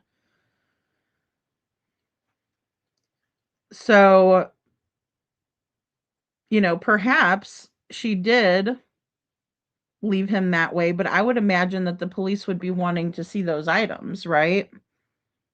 And we just don't know what's going on behind the scenes, but I would think that they would be the ones to check that out. Those were not independently moving garbage truck lights in the yard in the easement. No, Sebastian is not a ninja capable of avoiding CCTV. I agree with that 100%. The person controlling the narrative can be very hostile as seen. Yeah. And I think he is controlling all of it, Star. Um, just every single bit of what's gone on. I think Chris Proudfoot has his hand in it, right? Um, I'm sure he loves Krama Reels. I'm sure that is one of his good friends nowadays, right? Ever since they decided to quote unquote go to the dark side with Terry Lynn. The whole time I think Terry Lynn was involved with them and we just didn't know it, is my opinion on that. I've done extensive research on the 90-day community, and I know who all was in the 90-day community with Terry Lynn. Um, the internet is forever. I know who all those people are and things that they've said in other chats, and how they've behaved and things like that. And again, Nonsense was spot on with her research, in my opinion. Spot on. And Sasha says, why why do they think he walked off and he was never seen walking, yeah, that we knew of? I know, and that's the thing. I mean, for a while I was thinking maybe they have footage and they haven't released it. Right, Sasha, I was thinking maybe they have something that we don't know about, right? Um, and that still may be the case. So, CPs has investigators. What are they doing? I mean, I think you meant to say CPS. I know that the one of the social workers was fired in Sebastian's case. After the records was after Seth had gotten the records from CPS, someone was fired that same week that he received them. To the best of my knowledge. Yeah, exactly, which, yeah, I don't wanna drag her for the forgetting waxes or anything. Yeah, exactly. Which I'm just assuming it said that on the she could have been going for a haircut. People gotta go for haircuts, and I get that, I mean, she was definitely, in my opinion, looked like she was headed over to the salon. But then again, it's just so sad that we don't see her, out there, because obviously if we did, people would be taking pictures of her. Obviously, people are, you know, taking note of her whereabouts. So if she was in fact searching, people would have that as well and say, "See, look, now everybody be quiet cuz she's over here searching."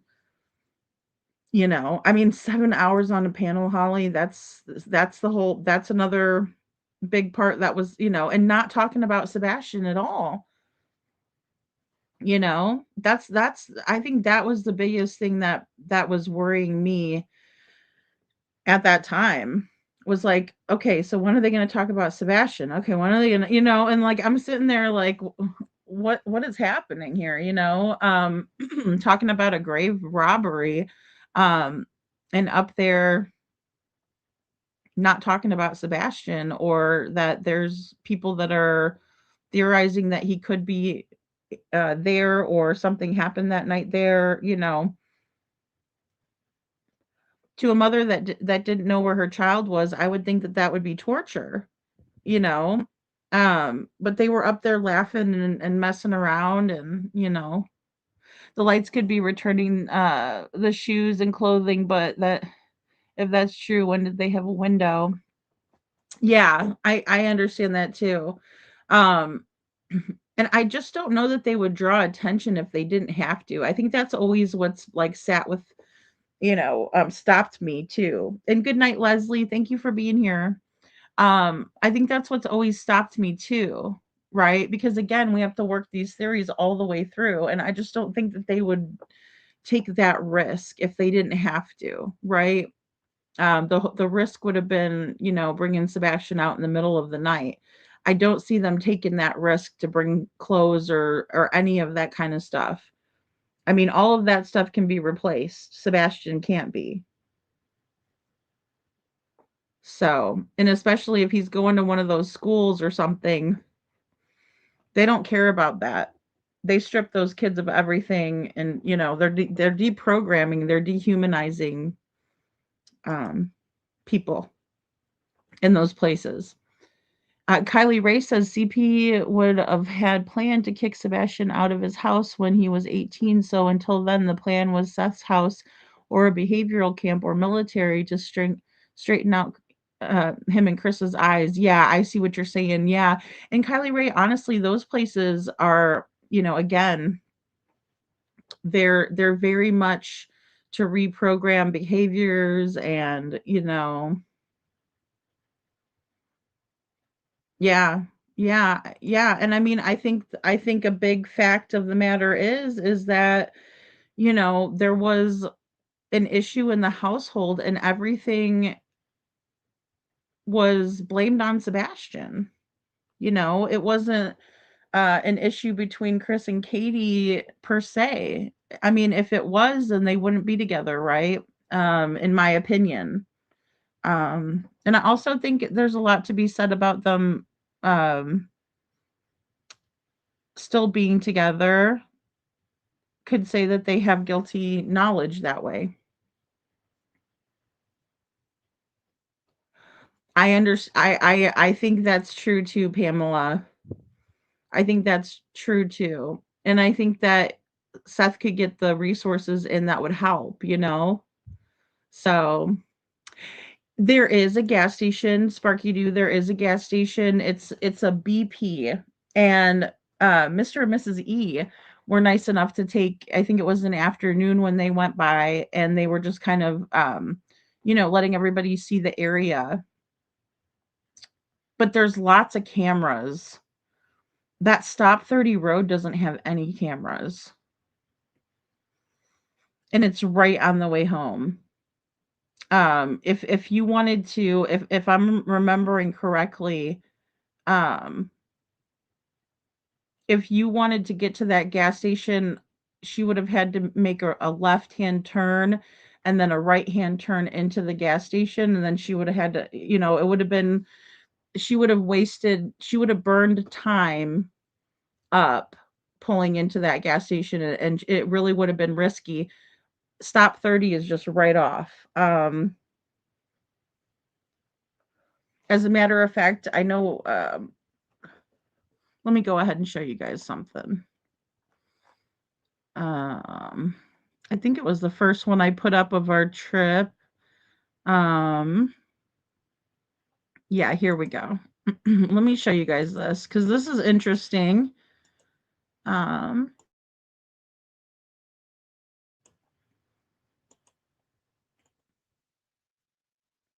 right. So here we go.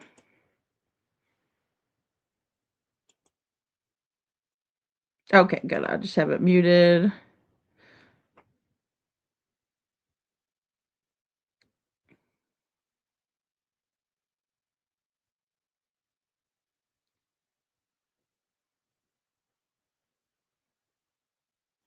Okay, so here's this. Oh, there we go. See the antlers on it.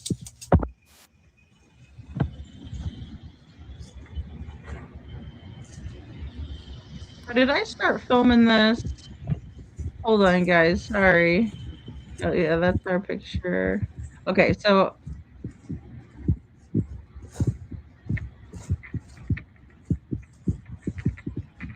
and I have the camera in vertical view here, but this is Stop 30. For some reason, I thought I had footage of us driving in. Did I not? That's us at the pizza. Animal. Okay, never mind. I don't hold on, but I think it's at the end we can see it.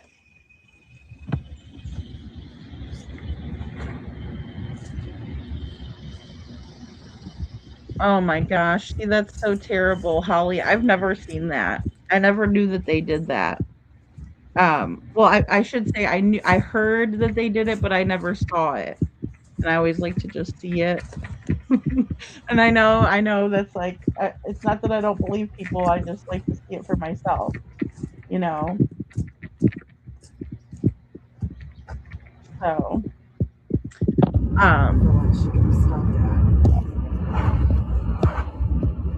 right, because there's nothing really over here, huh? As far as cameras, yeah. Okay, never mind. That was just my intro. Even if somebody had a Ring camera, it would be all the way on their house. And everything's gated in.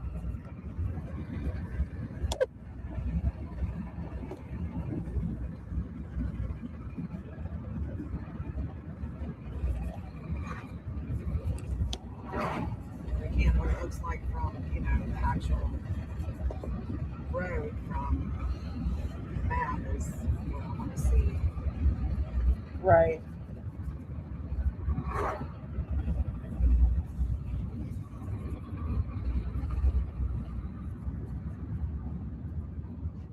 Yeah, I completely remember this from the footage.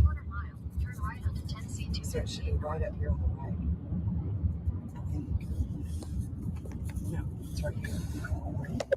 It's right here. Don't hit me, God, don't hit me. Right here. Okay, see, this is the way home from Stop 30 Road, and you just turn right, you just turn a left, right, into this area. Oh, I see. Yep. Yep. There's a substation back there. Yep. This is it.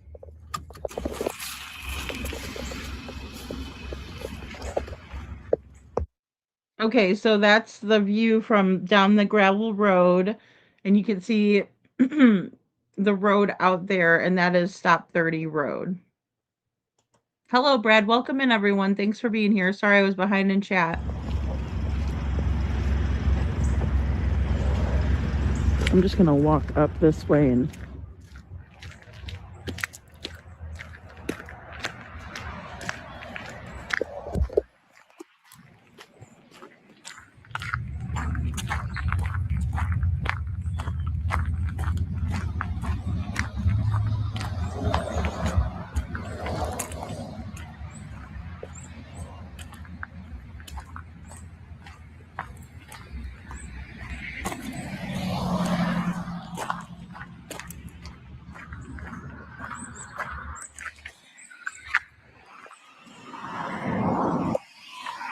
and you can kind of see, you know, that's the road. I mean, it's somewhat busy.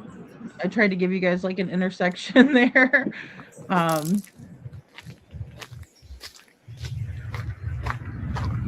yeah, and if you pull, you can also pull around a little bit, and you know, if you had to turn around, there's plenty of room to turn around. Like very quickly, that is too. Hey Brad, yeah, so this is Stop 30 Road. Right off of Stop 30 Road is this little area where Katie could have pulled off on, you know, allegedly, in my opinion, just for today's purposes. But see, there's also a big area back, and there's like I guess it's called a substation. But see, if you keep going down straight, that's where you come to that area that's fenced in.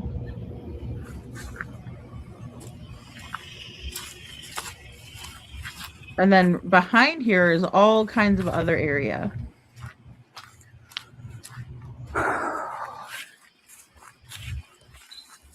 Where they could have, you know, dropped Sebastian off. In my opinion, if there was a handoff on the way home from Texas Roadhouse, this would have been the place, right? See us on camera. Okay, stop off here really quick. And then on her way back home,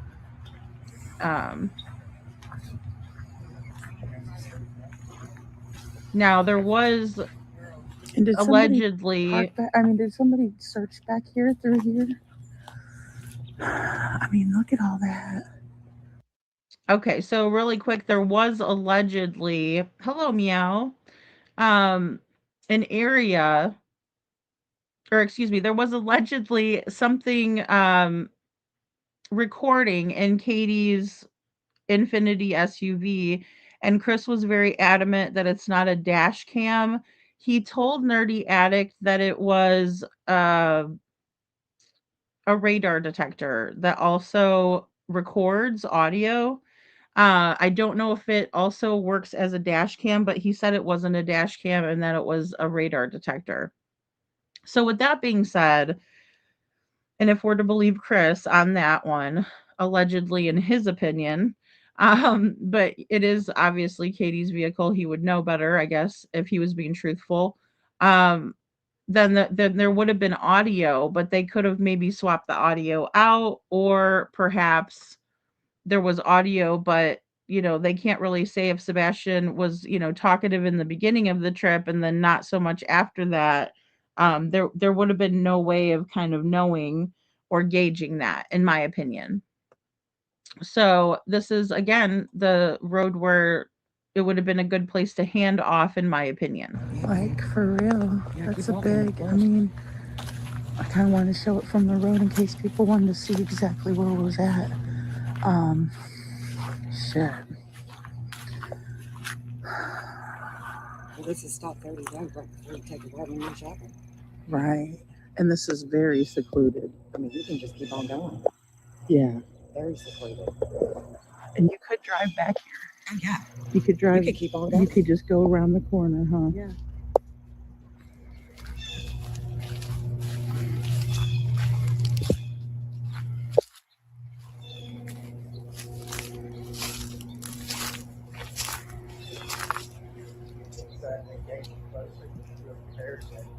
Yeah, I know. I mean, it is thick back here.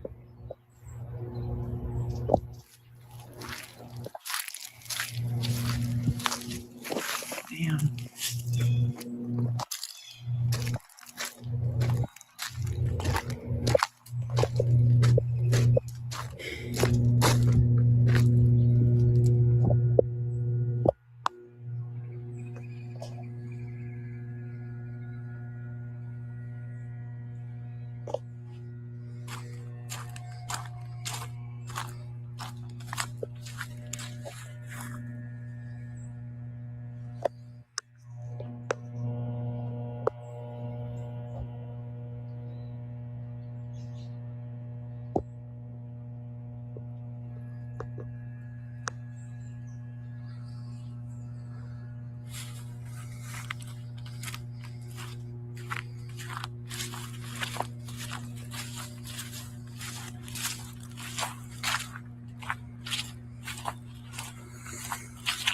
Mm.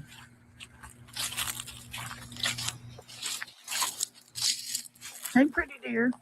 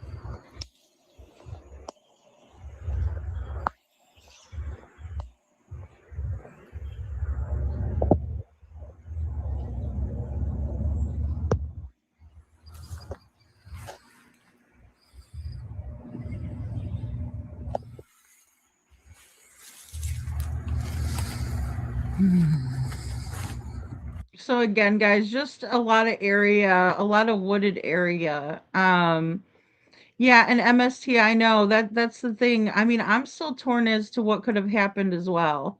I really am. Because I would hate to not look at everything and just focus on one area or another. Of course, I do that when I'm theorizing, but I don't like to do it, you know, looking at the case as a whole. You know, I like to look at every aspect of it. But I think this would be a good spot, you know, in order for people to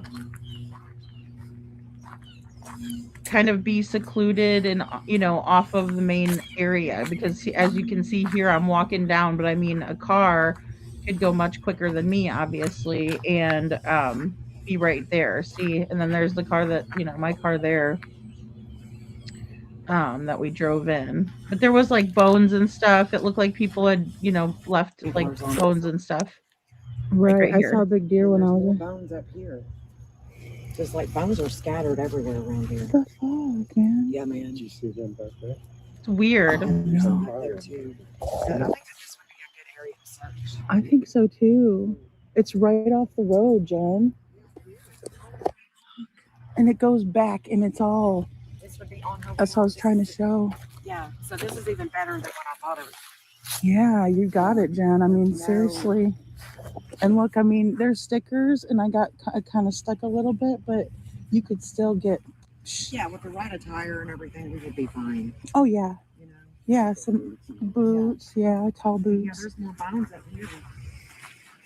How weird is that? Yeah. Oh look, shit fire. Balloons. I see a ribcage right there, guys. Why would there be so many bones like that? I know. Right. And it's really, I think it's really like a dumping ground, you know? I do. Hey, Jess. Says, I think the RV is something that should have definitely been taken apart and searched. And I mean, how long after he went missing they left in it, and they need to look in between there where they traveled. I think so too. I think they should have looked at everything, you know, and it makes me wonder if they did or not, because it does seem like they surly certainly searched for Sebastian as if he walked off, right? But never that there could have been foul play involved, unless they were just saying that publicly, and they have done that, you know, which is so tough. But I agree, Jess. And then them, you know, possibly switching out RVs. Um,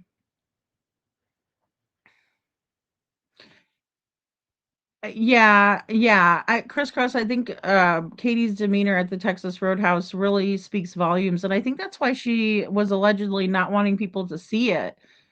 Because, you know, it does show her being, in my opinion, it just looks like Sebastian's in trouble, in my opinion. You know, I don't know. I don't like when my mom points at me, you know, kind of a thing.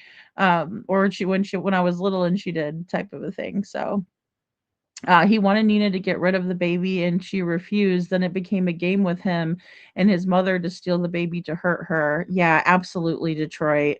They put her through a living hell, in my opinion. They sure did. And I think that that is such an important piece to the story, especially knowing that Katie was a part of that as well. You know, um, I think they would draw attention, and just where the cemetery is located, MST, it's just right there, you know? So it's yeah, it's tough. Oh, Rosebud, the coyotes. Yeah, the secluded and vast area with all those animal bones could be from coyotes over many years. Thank you.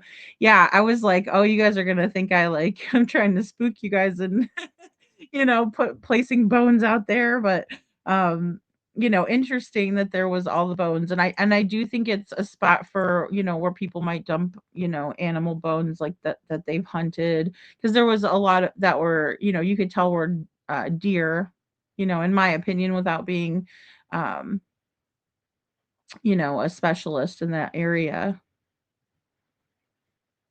It would be a big risk of getting caught. Hello, Carly. Good to see you. It really would be. Um, and it's sad, Crisscross, because at this point in time, it's very sad to have to theorize or go over um, what we think may have happened. Um, I think once we get,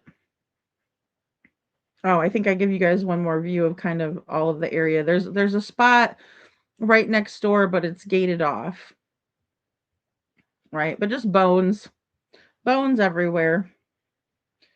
And then I think we're gonna come out. And I thought we went up the road in this one for some reason to the BP kind of station. Maybe it's in the next one.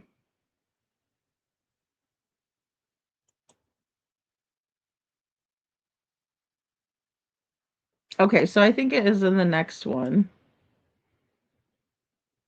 Let me see. Mm. Okay, it might have been in the beginning of this one.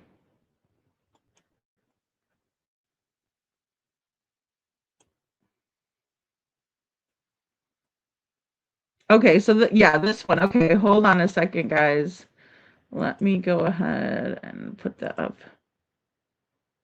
Okay, so this is where we left off in the other one. And so, like, as we're coming out, now Katie would have been driving back home, so she would have pulled out a stop onto Stop 30 Road here, just like we're doing, and that's making a left again.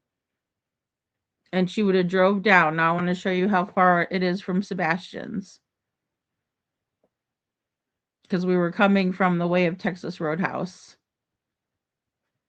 And then all the houses are just far back. There's a little restaurant there. And we're approaching the road that the BP station is on. And you guys will see that coming up here. I think we get stopped by a little bit of traffic, or we're sitting at the light.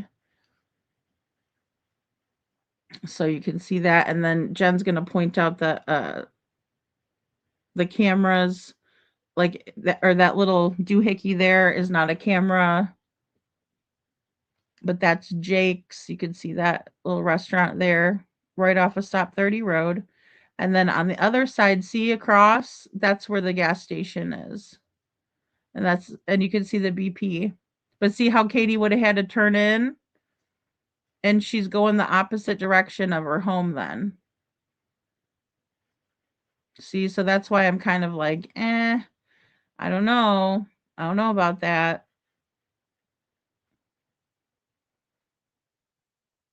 Oh, and that's right. My clock was an hour fast. I forgot to.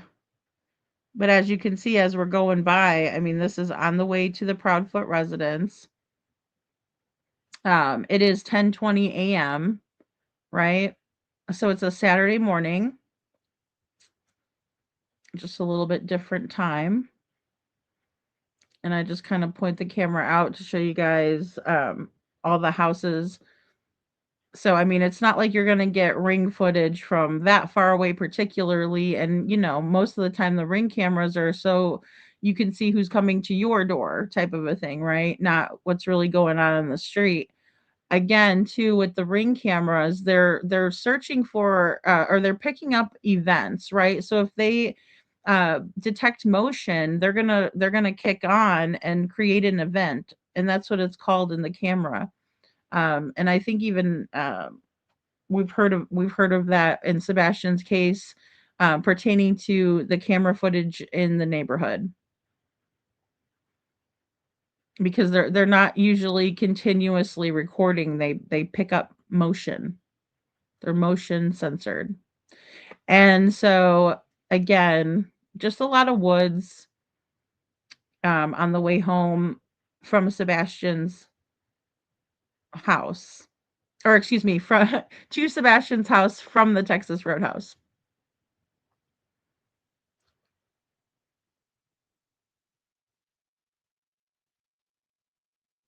And again, we do make a stop at the school, but the school is not far from Sebastian's house. It's right down the road. So once we hit the school, we're in the vicinity of where they live. And I think it's safe to say that that would be a quick handoff spot if Sebastian didn't make it home, since we saw him last at the Texas Roadhouse. It would be just logical to think that that could be an option here, you know? I think that that would be great, Rosebud. I would love to see News Nation do an episode on Sebastian with the 2-year mark coming up. Yeah. I would love to see anything about Sebastian, you know? So, I really, really, really, really would. I just want to make sure that we keep it about him, even though I know it's tough. I know it's tough. I get derailed myself, you know. So, but I think it's important to know everything that went on in terms of the outrage about a photo. If it's fake, I find that, you know, it's strange that people are that outraged about something they're saying that is nothing, you know. Okay, so here is Sebastian School, right? Coming up, we got the middle school and then the high school coming up. Right. So I mean, so right now we're in the vicinity and coming upon the school. I don't think I pan over to the camera, but as you guys can see, it only took us about 2 minutes. I didn't alter the video. I didn't speed it up or slow it down. So the rate of speed that we were going is exactly how long it took us to get from stop 30 to the high school, right? and then you have the cemetery, and then you have the new phase, and then you have Sebastian's neighborhood. Boom, boom, boom, boom, boom. Right? So, I mean, it is what it is there, and again, Katie it was alleged that Katie drove around the school parking lot just like we are on the morning of. So again, just to note the time that it's taking us, if we're going the speed limit, right, and we're driving, through looking for Sebastian that morning, if Katie was doing that, in the way, and our windows are rolled up, this is what she would have done, right? Just quickly going through and past, but not ever stopping, not ever hollering his name, not ever, turning into every spot. I mean, she might have gone down and around, right? But again, in the morning time, there's going to be some traffic at the school, in my opinion. And again, you have these buildings um, attached to the school. So just something to, kind of think about in terms of what Katie could have been doing that morning. So, and again, I wish I would have went, in the beginning when all of this was happening, just to get a better idea of the lay of the land at that time. But there's a lot of creators that went out there and was, filming and showing us and things like that. So, um, no, I don't think he was able to walk past any houses undetected. I really don't. Um, yeah, I know.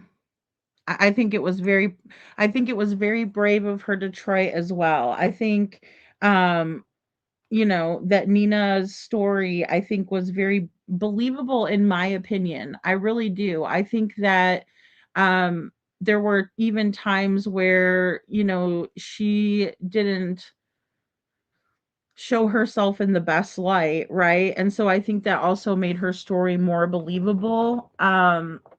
Because, when you're just telling it like it is, some of the story might not make you look the best either, right? That's just part of it, and the fact that she was willing to do that, and that she was willing to stand up to the proud feet. I mean, I think it speaks volumes about the person that she is.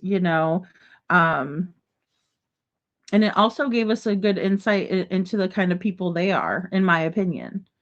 You know, Crazy Bird says the three M lights would and did put those parents as number one suspects because of those lights. Yeah, they wouldn't draw attention to themselves for nothing. Yeah, I mean, I'm right there with you, Crazy Bird. I mean, that's what always kind of um, makes me wonder, especially if Sebastian made it home, right? I'm like, okay, so theory number two, Sebastian makes it home, right? And he takes out the trash and then he goes to bed at 9, like Katie said, or what happened, right? Because we still have the phone call with Chris and Katie. Again, none of this has been confirmed by law enforcement. This is just what Chris and Katie want us to believe. This is the story that they want to put out there. And if I've learned anything about anything talking to the families of missing children, there's a lot of self-preservation going on, especially when we have families that seem like they could be good for it, if that makes sense. And so there's going to be heavy speculation. And I think it's just, with time, we kind of find out the truth and things will come out. But as time has gone by, I think they've made themselves look guiltier and guiltier and guiltier, right? Um, so I absolutely think that if Sebastian made it home, it was the 3 a.m. lights is how he got out of the house. Um, but I've always had it in the back of my mind, and I used to say like 80-20%. But now I'm kind of more like 40, 60. Because there's a good chance that he didn't make it home, you know? So yeah, I mean, well, and I think it's the not having proof of it either. Yeah, I think they had to have helped Katie. Like, Katie could not have done this on her own, Sparky. Like, that's my thing, is that I don't think Katie could have pulled this off alone. You know, I think she would have had to have had help in order to do it. And for it to have worked out, um, especially because Katie's a horrible liar, right? We kind of know that about Katie. And not just like I said before, or I think it was, yesterday we were talking about it, not just um that she lies about horrible things, right? Or um but it's more so that she's not good at lying, and it makes and I think that's a big reason why Chris doesn't want her talking by herself, right? Because it's just more ammunition for people. That letter made me cry so much for her pain, and to think Sebastian experienced that same pain is heartbreaking. It sure is, Star. Both of them and any child in Stepfoot's path, really. Yeah, I mean, it's a good thing that they don't have children together, I guess, because of that. I don't know that Chris really wants to be a dad. I know that narcissistic fathers are very self-centered, and they look at their children like property. They don't look at their children as human beings and their own individuals. They look at them as property and in as an extension of themselves, and live vicariously through their children. A lot of them are jealous of their children's accomplishments. I mean, it's a very, very toxic situation, in my opinion.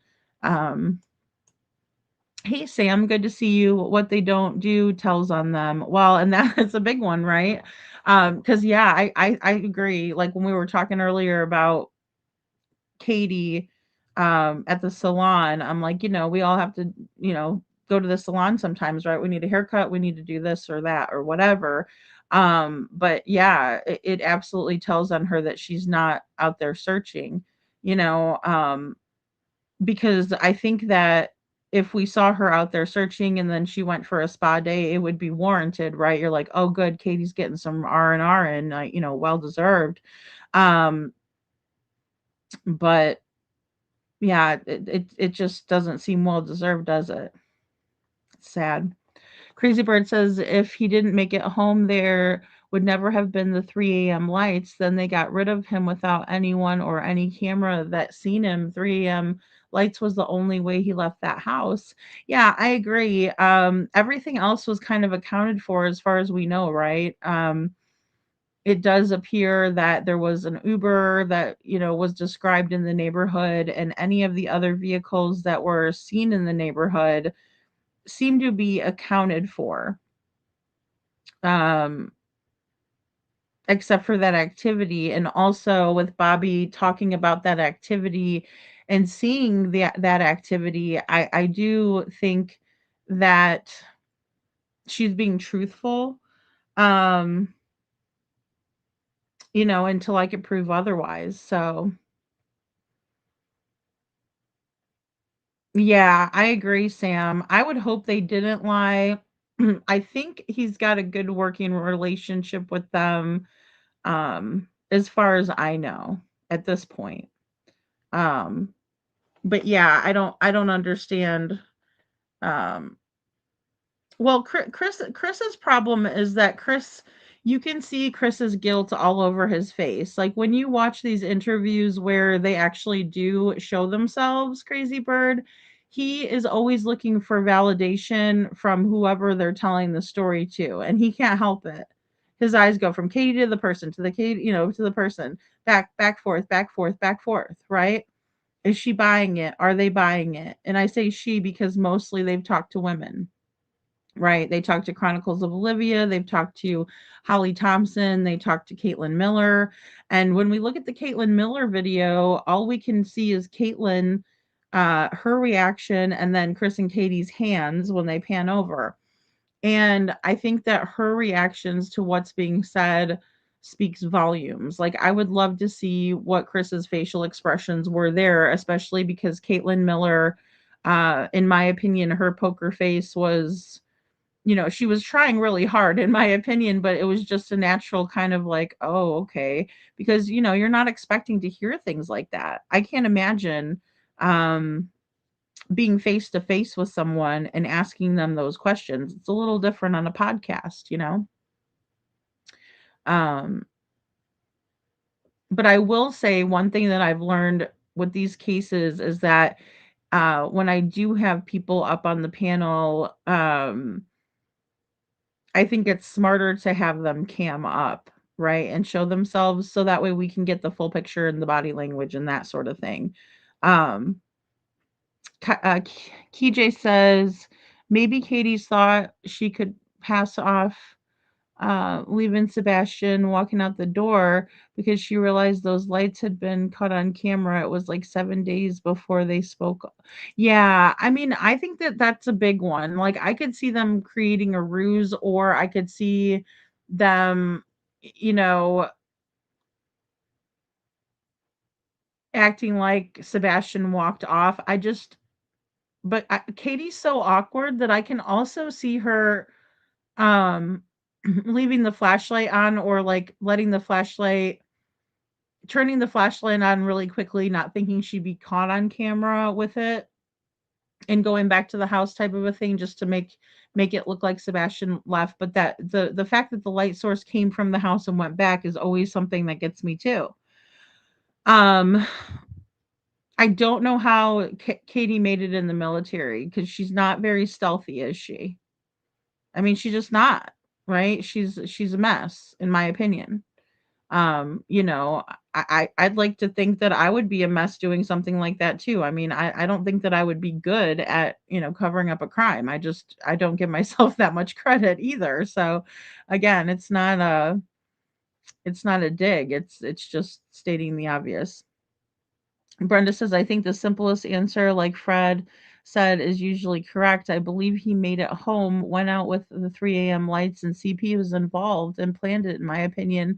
I've wondered about Chris's involvement, because even if they do have him in um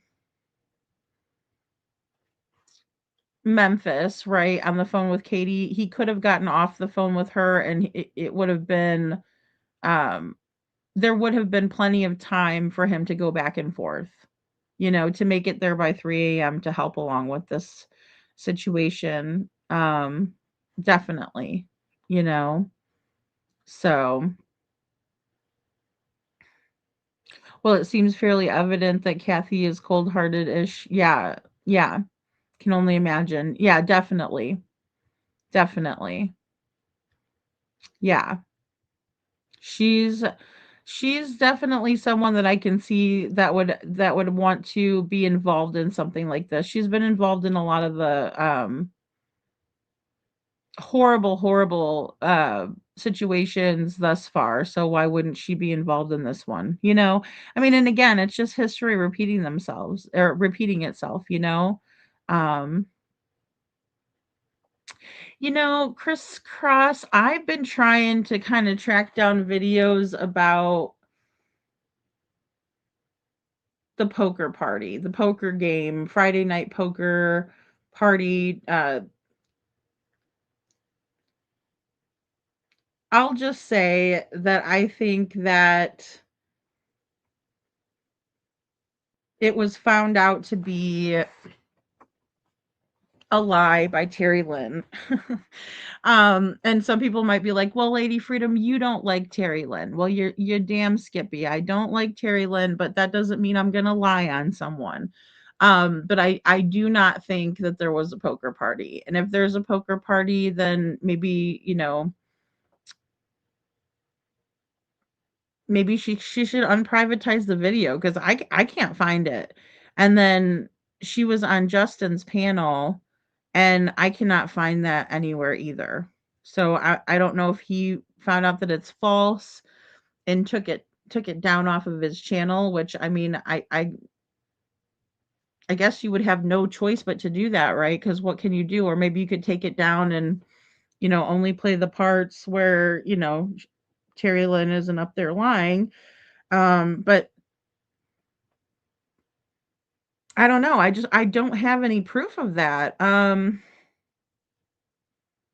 Yeah, no, I mean I have zero proof of that except for what she said.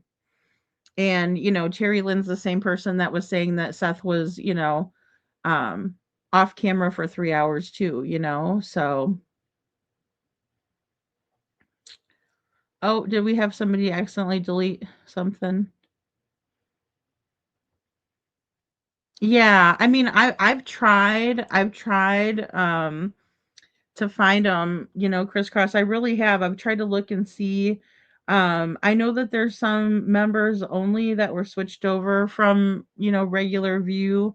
But I just don't want to pay for I don't know that I believe it, I wish I had more proof of it. Um, yeah, I don't know. But like I said, if anybody does have proof of that, I would be willing to look at it. Um, wasn't that when Sebastian got the guy's laptop and got in trouble and then supposedly cops took the laptop? Yeah, yeah. I think a big part of it was that it was being alleged that Sebastian maybe saw something that he wasn't supposed to see, right? Um, but that was like, again, I just don't think I just don't think that there was any weight put onto that. I think that was, again, maybe Terry Lynn trying to bring something in that it didn't happen, that didn't happen. Um, so because she was the one that was alleging that happened. I've never heard anybody else talk about it besides her. Um, but again, if there's other, proof of that, or if Chris and Katie said something about it, um, you know, then I would look into it, if they're saying, "Yeah, we were at poker on Friday," or whatever. Um, but yeah, I don't know. I know they like to play cards. I mean, that part checks out. Like, I can see people getting together to play cards, but other than that, I am just not convinced about it. I believe it was premeditated, KJ. Yeah, I do. I do. I do believe it was premeditated.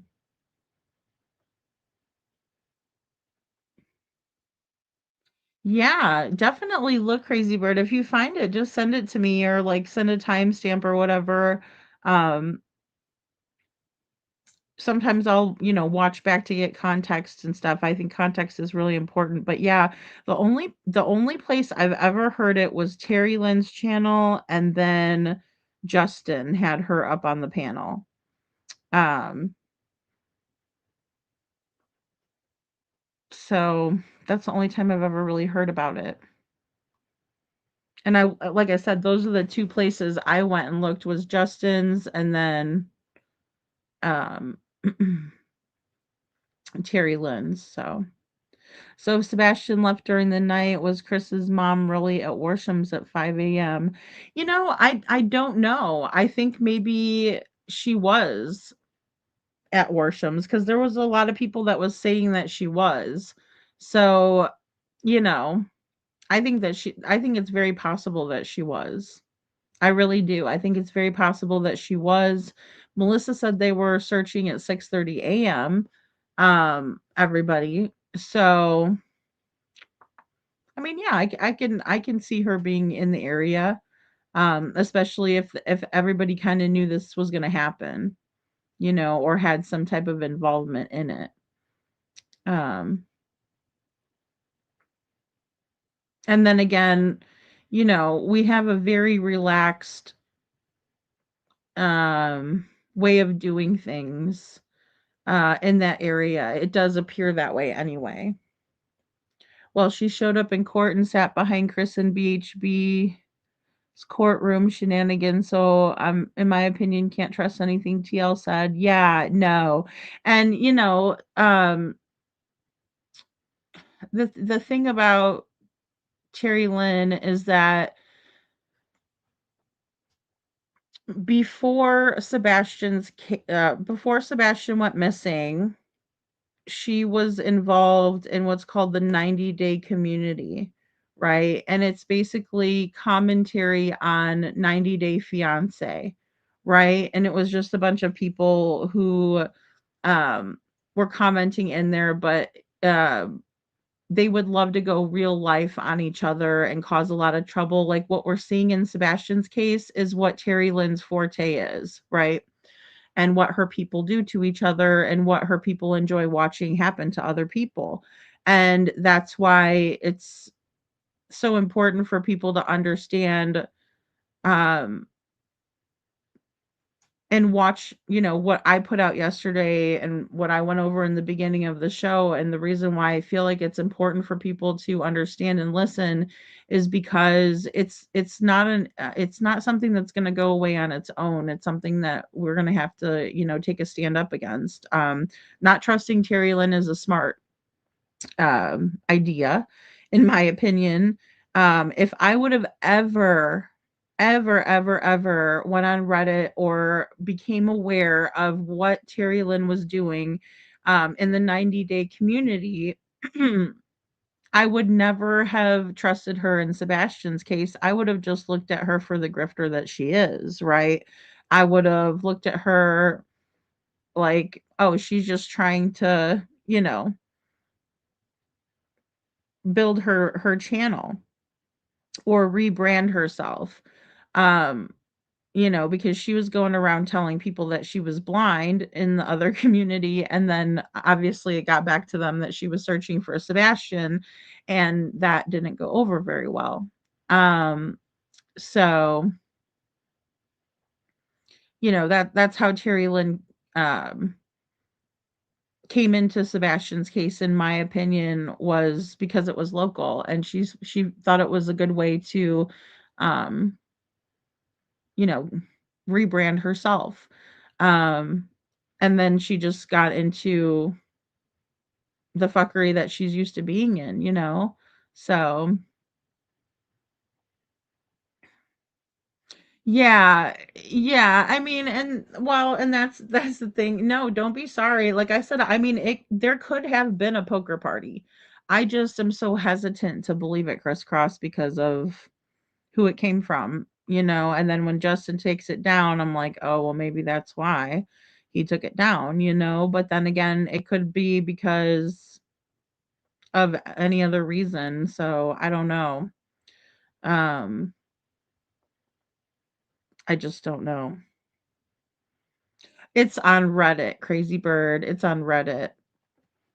All of it is on Reddit. Like, you could go in there and, some of the forums are called, like, 90 Days on Crack,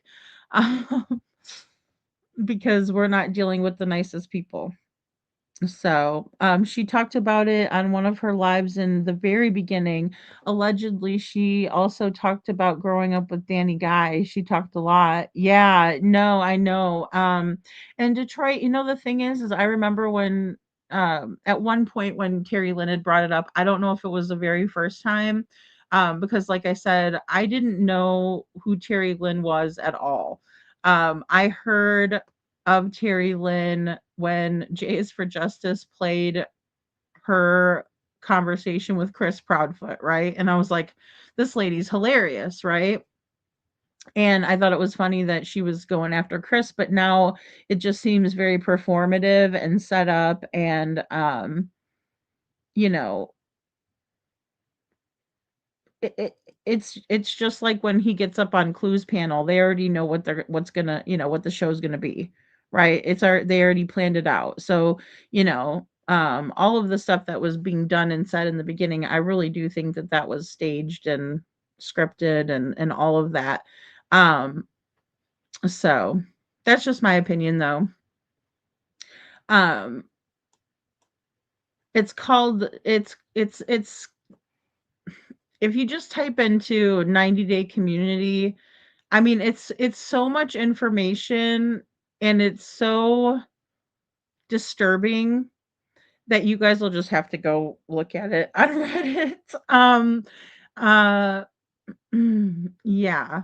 It's just, it's like when you know somebody is pure evil and you see who they are for who, you see them for who they are, you kind of make that hard, no decision, to not deal with them ever again. And I just don't want to make it about Terry Lynn because she likes the attention. She's a very sick and twisted and very demented human being, in my opinion. But if you guys just go to Reddit and type in 90-day community, 90 days on blast, 90 days on crack, all of that depicts, Terry Lynn's people. Right, and she brought them over here, like Grace's gavel, who's been friends with her for 10 plus years, but it's more than just Grace. There's a whole community of those people. And not all of them are bad people. That's the thing that's kind of rough, right? Because some of the people don't like what Terry Lynn was doing over there, and she was shunned out of their community. And so that's why all of that stuff came up on Reddit. So it's very tricky because I don't want to say, well, everybody in the 90-day community is rude. I don't think that. As a matter of fact, I went in there one day, right? By myself. I don't have to bring 7,000 people into a chat. I can go in there and stand tall on my own self, right? And that's what I did one day. I decided I was going to go into, because that's where my research led me, was to 90 Days on Blast. It's on YouTube. And it was this lady, and her name is Brooke. Yeah, not Brooks. I don't know. I was getting Crime Lines and Lies confused for a second there. But her name is Brooke, and she is a lady that does a lot of different podcasts, but it's mostly on entertainment subjects. Like she had a couple on Game of Thrones and a couple here, and I'm looking in that community, and Detroit, you will know the people in that community if you go back and look, years, right? Like the last 3 years, you'll see a bunch of the people that are in the 90 Days on Blast community all up in Terry Lynn's talking about Sebastian, acting like they gave a crap. A lot of them didn't. A lot of them came from the drama, crama born community, right? Because that's how it was kind of, born, was out of those people meeting with the other people. And I have to say again, and anybody that wants to say, well, Lady Freedom went to the dark side. You know what? If somebody that you consider the dark side, and I don't even know what that really means, it's kind of like the green team. It's kind of stupid in my opinion, no offense. But the fact that Nonsense did her research and fully understood where all Terry Lynn came from, the 90-day shit, all the things that she was bringing up, you could tell that she did her research. She just did. Right? And she was taking it seriously as it should be taken seriously. Oh, going back years, Holly. Reddit has a treasure trove. I mean, it is it is bad. It is bad. So, I mean, I think the poker party, if it did happen, Sam, I think it was just like, just part of, it was just one of the dominoes that was in place, right? It's just one of the dominoes. It was the domino effect of a bunch of different things, CPS, the counseling, all of these things, you know. Um, yes, she boils cats. Yeah, she does. Yeah. So a homeless person that she was supposedly helping out because she's got a heart of gold, let me tell you. Yeah, I mean, guys, it's so much. It is so much. I mean, I just think a lot of the people in there were really good people that thought that she was a good person, Detroit, So I don't even know if I could stomach her, let alone stand her at this point, because I was just too busy talking with other people in the chat and, not really paying too much attention. I mean, when it come to Sebastian, you could get little bits and pieces, but um well, people started sending me links, Crazy Bird, which was funny because I think people were afraid to say anything because I was sticking up for Terry Lynn. I was like, "Hey, she's passing out fires. She's doing this, don't go after her." And that's one thing that, I've learned as I've, grown um is that I can't do that. Yeah, I definitely think it was scripted. That I shouldn't stick up for other people, especially if I don't know if they're gonna stick up for me. I'm kinda learning that one the hard way too these days. But yeah, bottom feeders of YouTube is another one. Thanks, Holly. Yeah, is one of the forums that talks about her, yeah, as well as 90 Days on Crack. Oh my gosh, and I was so, like, upset when I when I actually was all up in these. This is a way to do your own research, folks. Um, I was so upset that I was sending it to people and I was saying, "Do you know about this? Are you a part of this? Like, why did no one ever bring this up and let this go on, right? And let her become involved in Sebastian's case? Like, did no one think to expose any of this, or did they just not want their cat boiled? I mean, she's one person. I'm not afraid of her. I think she's, weird as hell. I think she's got a lot of problems. I think she's 90 days on fuckery. Yeah. I mean, but yeah, if you just type that name in the search bar, bada bing, bada boom, there you go. There you have it, folks. And you didn't hear it from me. You guys did your own research. But it's disturbing. Like I said, it's very demented and twisted. And then you can understand why it's so concerning that she got involved in Sebastian's case. But nobody wants to talk about that. They would rather either woe is me or oh my gosh, since Nonsense said it, I don't believe her. I'm here to tell you everything that she said in that live, and I don't give a shit about what her opinion is of me. She's allowed to have that on her platform, right? But all of the other stuff that she did her research on and due diligence on, she's absolutely 100% correct, you know? So, I mean, not to mention there wasn't an exchange of something um between Green Hoodie and Katie, and they had to have at least caressed each other's hands. Oh no. Oh no. I don't think they're lova lovas.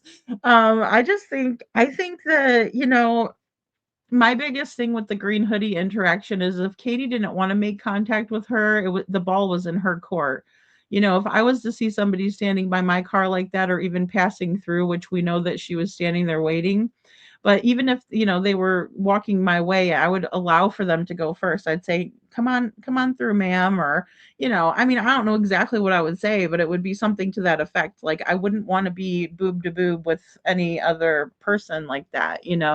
Like, I would allow for them to come through and then I would go and get in my car. So, Detroit, I'm telling you, it's so bad. It's so, so bad. I mean, it's like I wish I didn't really look, but I'm glad I did. Lady Freedom, I think they got fired up, or excuse me, they got tired of the 90-day community, so they all came over to Sebastian's. It's sad. Yeah, and I mean, I think that those were the people that were like die-hard Terry Lynn people, and then they just believed in her, and she's like, they didn't care whether she stole money from them and told them she was blind. I mean, God only knows. Maybe she told them that she had her eyes corrected. I have no idea. But I do know for a fact that if you go into the 90 days on blast, you will see a whole bunch of people from Sebastian's community in that community, right? That were transferred over from Terry Lynn specifically. So that's the only thing, like, that's the major connections that I made. So I was so surprised when she made those, because I was like, damn, this girl did her research now, you know. Um a lot of problems, a lot of, back and forth, a lot of real life, right, Holly? I mean, that was another huge takeaway from the 90 days on crack, 90, bottom feeders of YouTube, is that they absolutely will go real life on people and do horrible things to them. Like, to the point where they will hurt your animals. That's how disgusting and sick and twisted these people are. And Terry Lynn is one of their, fearless leaders, in my opinion, based on what I've seen from other people. I mean, it's not coming from just me, it's other people, so if she's blind, how's she searching for Sebastian? That was the major thing, Pricey Bird. If she's blind, how's she watching YouTube? If she's blind, how's she looking for Sebastian?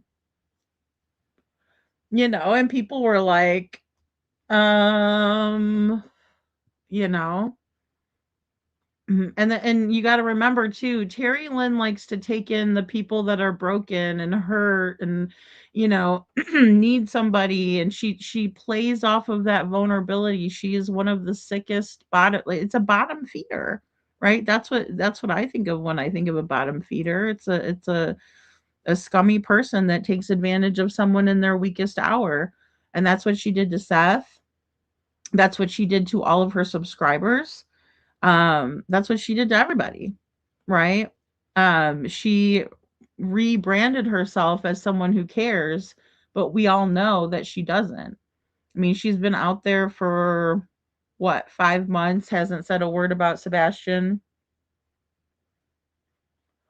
Not one word, you know? So, and I'm fine with that. I mean, I hope she stays away from Sebastian's case. She has done nothing but ruin things. And, with all of that stuff with the pants, I was like, oh, I can't believe people are saying that again. Well, I've definitely changed my mind about that one. But it's as the proof comes in, it's really tough. And like I said, nobody's going to get this case completely right, because none of us have the information that we need in order to get it right, you know? So, um, I mean, that's just kind of how it goes. I don't know. It's bizarre, but hopefully moving forward, people will have a better understanding and idea of it. If they don't, um, I mean, I don't know what to say to these people. I don't know, what to do besides direct them to the places that they can go to do their own stuff, research on the subject. But again, I just don't think the poker party was a major piece of what happened to Sebastian. If it did happen, then yes, there could have very well been something that had occurred during that time that perhaps was a part of it. Do I think it was a catalyst for anything? No. Do I think it was just this big moment where everyone's like, let's hurt Sebastian, let's get rid of him, let's put him into school, let's do this? No, because that's what they were doing outwardly and vocally, before the poker party. Right. So if the poker party did occur, because allegedly it occurred on a Friday, before Sebastian went missing would have been February 23rd, I believe. So, um, you know, yeah, yeah. I would like to hear more from anybody who knows anybody in the situation, but I just don't think people are going to come out and talk unless something strikes a chord with them, and that's what I try to do through my artistic expression. The best that I can is paint a picture for people. Um, and like I said, I'm not done doing that at all. I have a lot of things that I'd like to share with you guys, and um, I just want to work them into videos because that's how I express things to you guys. And then I allow for you guys to make up your own mind about it. And again, I always want to make sure that I show you guys why I think a certain way or another. But I do think that there's going to be a lot of things because we were heavily misled. And I do think that the police were misled in Sebastian's case. They were looking for someone completely different. And so were all of us in the beginning. I mean, I was thinking the water too, you know. So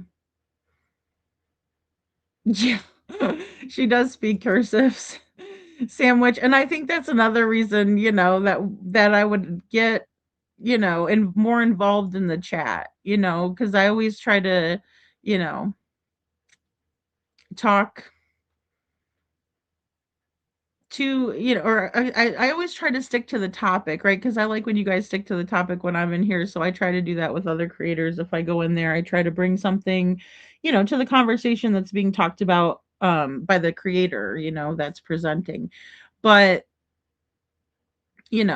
sometimes I get sidetracked too. I mean, we're all human, or I'll see somebody in there, hey, how you doing? How you doing? And then the person's talking and I'm not paying good enough attention. And that a lot of that is the reason why I didn't see through TL before. But she was also acting like she was, my friend, that she cared about me. She wanted to see my channel grow. Um, you know, so Seth said that he knew what Chris was referring to when he said he could tell us some something about Sebastian that would make nobody want to look for him. I think it could shed some light to find him. Yeah, I mean, and I think that that's why I think what it really boiled down to, in my opinion, is that because of what Sebastian went through in California, they were saying that he was acting inappropriately around others at school and around Faith. And so Seth was like, if you continue to say these things about my son, I'm going to tell people the real reason about what you're referring to. And that was when Seth had come out and let us know that Sebastian was hurt in California. And that was part of a reason why he may have acted out at times. And it wasn't his fault. Not that he acted out with Faith, because we all know, hearing from Nina and hearing from her telling us what Faith feels and thinks about Sebastian, is that Faith loves her big brother, right? Because children don't, especially when they're young and they're babies, and then they grow up with the same person around, they don't really understand the difference, right? It's not like when you meet your step brother or stepsister and you're 7, or even 7 or 8 years old. For Sebastian, that was a little different because Faith was a baby, right? So again, there's that bond. But say, Sebastian was 14 and Faith was 7, they wouldn't have that necessarily. It would be more difficult to achieve that. But when they grew up with each other, essentially, it's a lot different. And, you have to remember, in my opinion, Chris was love bombing Katie, right? So if then if the Oregon story is true, he could be in that state. I mean, I think it's possible that he could be in any state at this point, you know, um, unless he stayed in a facility or school where they put him to begin with. Um, but I mean, I even looked to places like Costa Rica, places like Alaska, you know? So I know, Sam, I know. I know. No, yeah, he didn't do nothing like no. Um no, he didn't. It was always Katie insinuating that Sebastian was doing inappropriate things. Um, and that sort of thing. So, oh yeah. Well, and I think when I think about a dynamic, and I'm not saying Katie's innocent. In my opinion, she's not. In my opinion, she showed to be someone who goes along with it.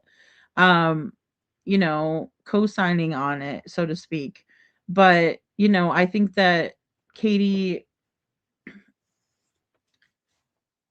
was love bombed in the beginning. She's in a relationship, in my opinion, with someone who is a malignant narcissist. And those people put you on a pedestal. They make you feel wonderful, and then they take their love away. And, it's a psychological mind fuck. And for someone like Katie, in my opinion, who has gone through that and gone through horrible circumstances herself, it's easy to get involved with someone like that, and it's easy to stick around for that kind of treatment when you've been treated like that essentially your whole life. Um,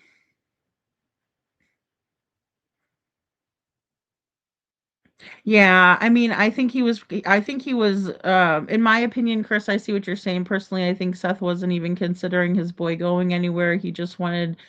Uh he just had the narrative and said no, or heard the narrative and said no. I think you're right on that. I think that he was kind of saying, "Okay, we'll look into it." And then when he looked into it, "No, that's not a good idea." Kind of a thing. And that's my opinion on that too. I think that Seth wanted to make sure that he could get Sebastian, but he wanted to make sure he had school and things set up. Um I just think the situation was in dire straits, and, no one really, I don't think anybody realized how bad it was, besides Chris and Katie, how had to have known, right? It was their life, they were living it. It's not Seth and his, new wife, scenario. It's Katie and her new husband scenario, and things were not going well. I mean, and that's according to the neighbors, that's according to reports, that's according to counseling, that's according to teachers, right? And those are the things, again, that we have to consider. These people don't have any skin in the game besides trying to figure out where Sebastian is. So when they start coming out with little tidbits like that, I tend to believe them more. Do people come out and say things because they want clout? Oh, absolutely. Absolutely, they do. So it's important to, understand. One example that I can give of this is in Devlin Tate's case, Lori, the lady that says that she caught Devlin sleeping in her barn multiple times, was, in my opinion, telling whoppers. Right? Not just a little lie, but a whopper of a lie. Like, "Oh, we were gonna give Devlin a job, and he was set to be making $15 an hour." To me, I'm like, "Oh, there's a whopper for you," because I don't believe that. His mom didn't know a thing about it, Jessica. Tammy didn't know a thing about it, right? Devlin would have been over the moon, in my opinion, if he knew that he was gonna be set up for a job, right? And that's my opinion. There was a couple of other things that weren't adding up. Like, she knows the family so very well, but how is it that she doesn't know that Devlin referred to, and the only male role model and father to him in his life was Bill Tate?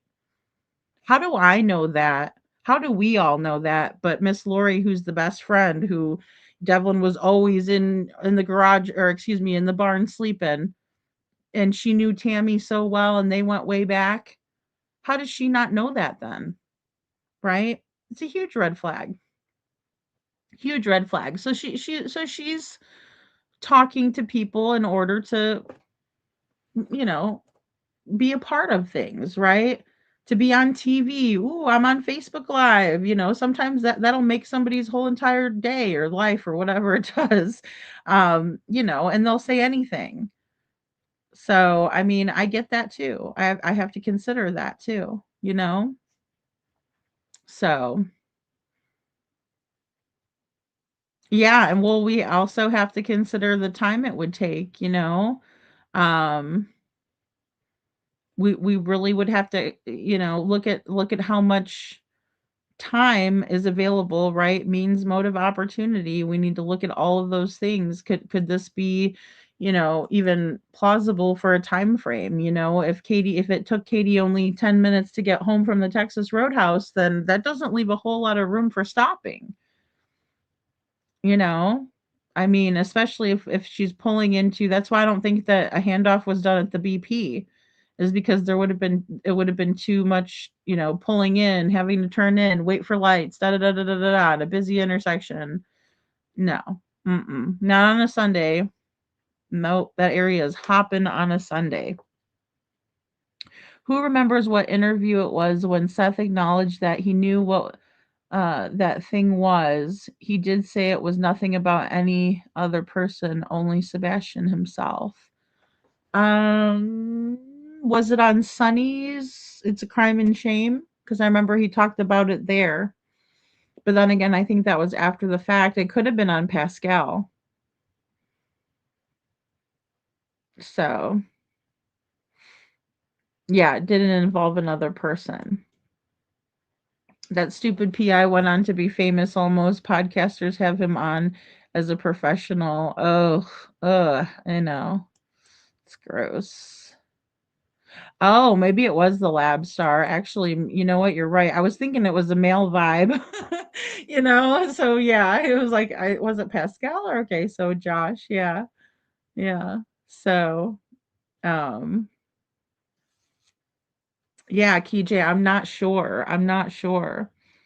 We'll have to go back and look and listen. I think that was another thing that, we kind of overlooked, not listening as much to what Seth had to say as much as we were listening to what Chris and Katie had to say. And I think a lot of that has to do with, us wanting to hear from people who we think are guilty so we can kind of catch them up. And I think a lot of that has to do with it, and maybe that was the wrong approach as well. So yeah, I think so too, Crazy Bird. Yeah, and I mean, look at Nancy. I mean, Chris Proudfoot basically lied to her, talked crap to her on her own show, and now she's got his their PI, on. So I wasn't pleased to see that either. Oh, so it was before the vigil, because that was around the time that Pascal dipped out, was around the vigil. I remember him being at that vigil where they did.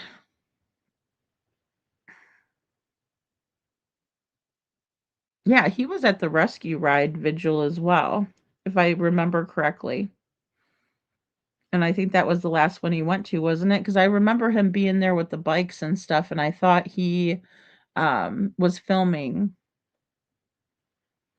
So, and I mean, that's another thing too with the flip-flopping and things like that. Um, I think anybody that has any care or respect for Sebastian would never do something like that, even if it means that you have to stand alone, even if it means that, you're going to have to start all over or whatever. In my opinion, I just think that, you know, you have to stand for something or you'll fall for anything, right?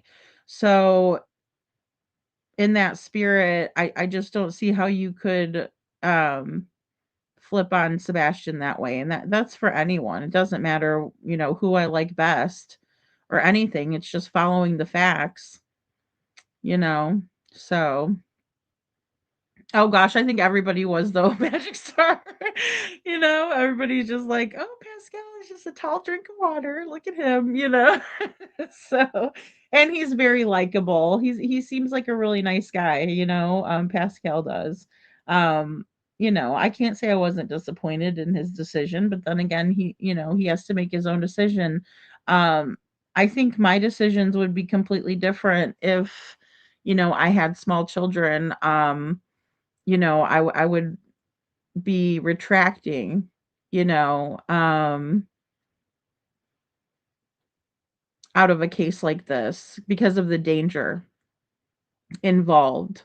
Because I don't think it's funny. I don't think it's entertainment. I think it's absolutely watching people go real life. And if you are in a chat and you're listening to those horrible voicemails, that evil cackle, I mean, if you guys think that that is angelic or anything resembling virtuous or anything like that, I would think that you need to revisit the definitions of those words and maybe get a better comprehension of what they mean, because in my opinion, anybody that listens to those voicemails and thinks that that's normal behavior, um, again, I just think that you have a skewed, demented, twisted view on reality, and any creators that want to, put that kind of stuff out there and laugh about it, and then, instead of, um standing up for what's right, you decide that you're going to put it back and say, "See what I've gone through?" No, actually look what the person in there, myself, I'm that person, unfortunately, went through. And maybe take it as an opportunity to have a discussion with your community and let everybody know that it is not okay, right? Um As a matter of fact, when I was listening back to it as Nonsense was playing it, I went to my Discord and I said, "I would really appreciate if everybody in here understands that this is not a place for us to dox people or to show hatred towards people or anything like that." I mean, sure, it's an open forum where we can discuss topics and have our own opinions, but that doesn't mean that it's a place where we're going to harbor hatred and um take screenshots and sell them off to other channels and do those types of things. That's not what it's designed for. That's not what it's there for. um so I just wanted everybody to be clear that that's not what we're going to use that Discord for. But I felt compelled to do that listening to what was being said. And I would just really urge people to do that. I would urge people to be leaders. I would urge people to understand that when we have a platform like this, there are people that look up to us. There might be people that don't look up to us or just like listening to us, right? They enjoy the content for whatever reason, and that's a good thing.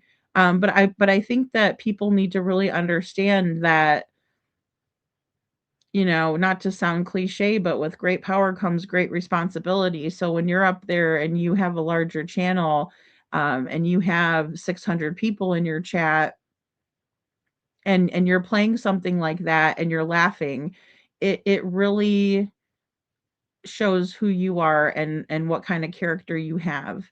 And again, I just think it should be reevaluated. I have to reevaluate myself all the time. Um, but yeah, it was pretty disheartening to see a lot of that crap going on here lately. So, well, guys, I better hop off of here. I am going to continue on with showing you the information that I'm gathering. I also want to set up a show with Canine Captain Jules to talk about Zachary's case, out of Pennsylvania, Pottsville, Pennsylvania. Zachary's Vidal, he's been missing for 3 years. So I would love to have his Aunt Cindy up to talk with us about his case. but I do want to continue going really full force on Sebastian because I want people to understand that it's super important for us to focus on Sebastian right now and not, you know, let his remembrance fall by the wayside at the 2-year mark because I know there's a lot of stuff to do and a lot of stuff to cover. I know there's like Savannah Guthrie's mom who's missing, Ransom, all this,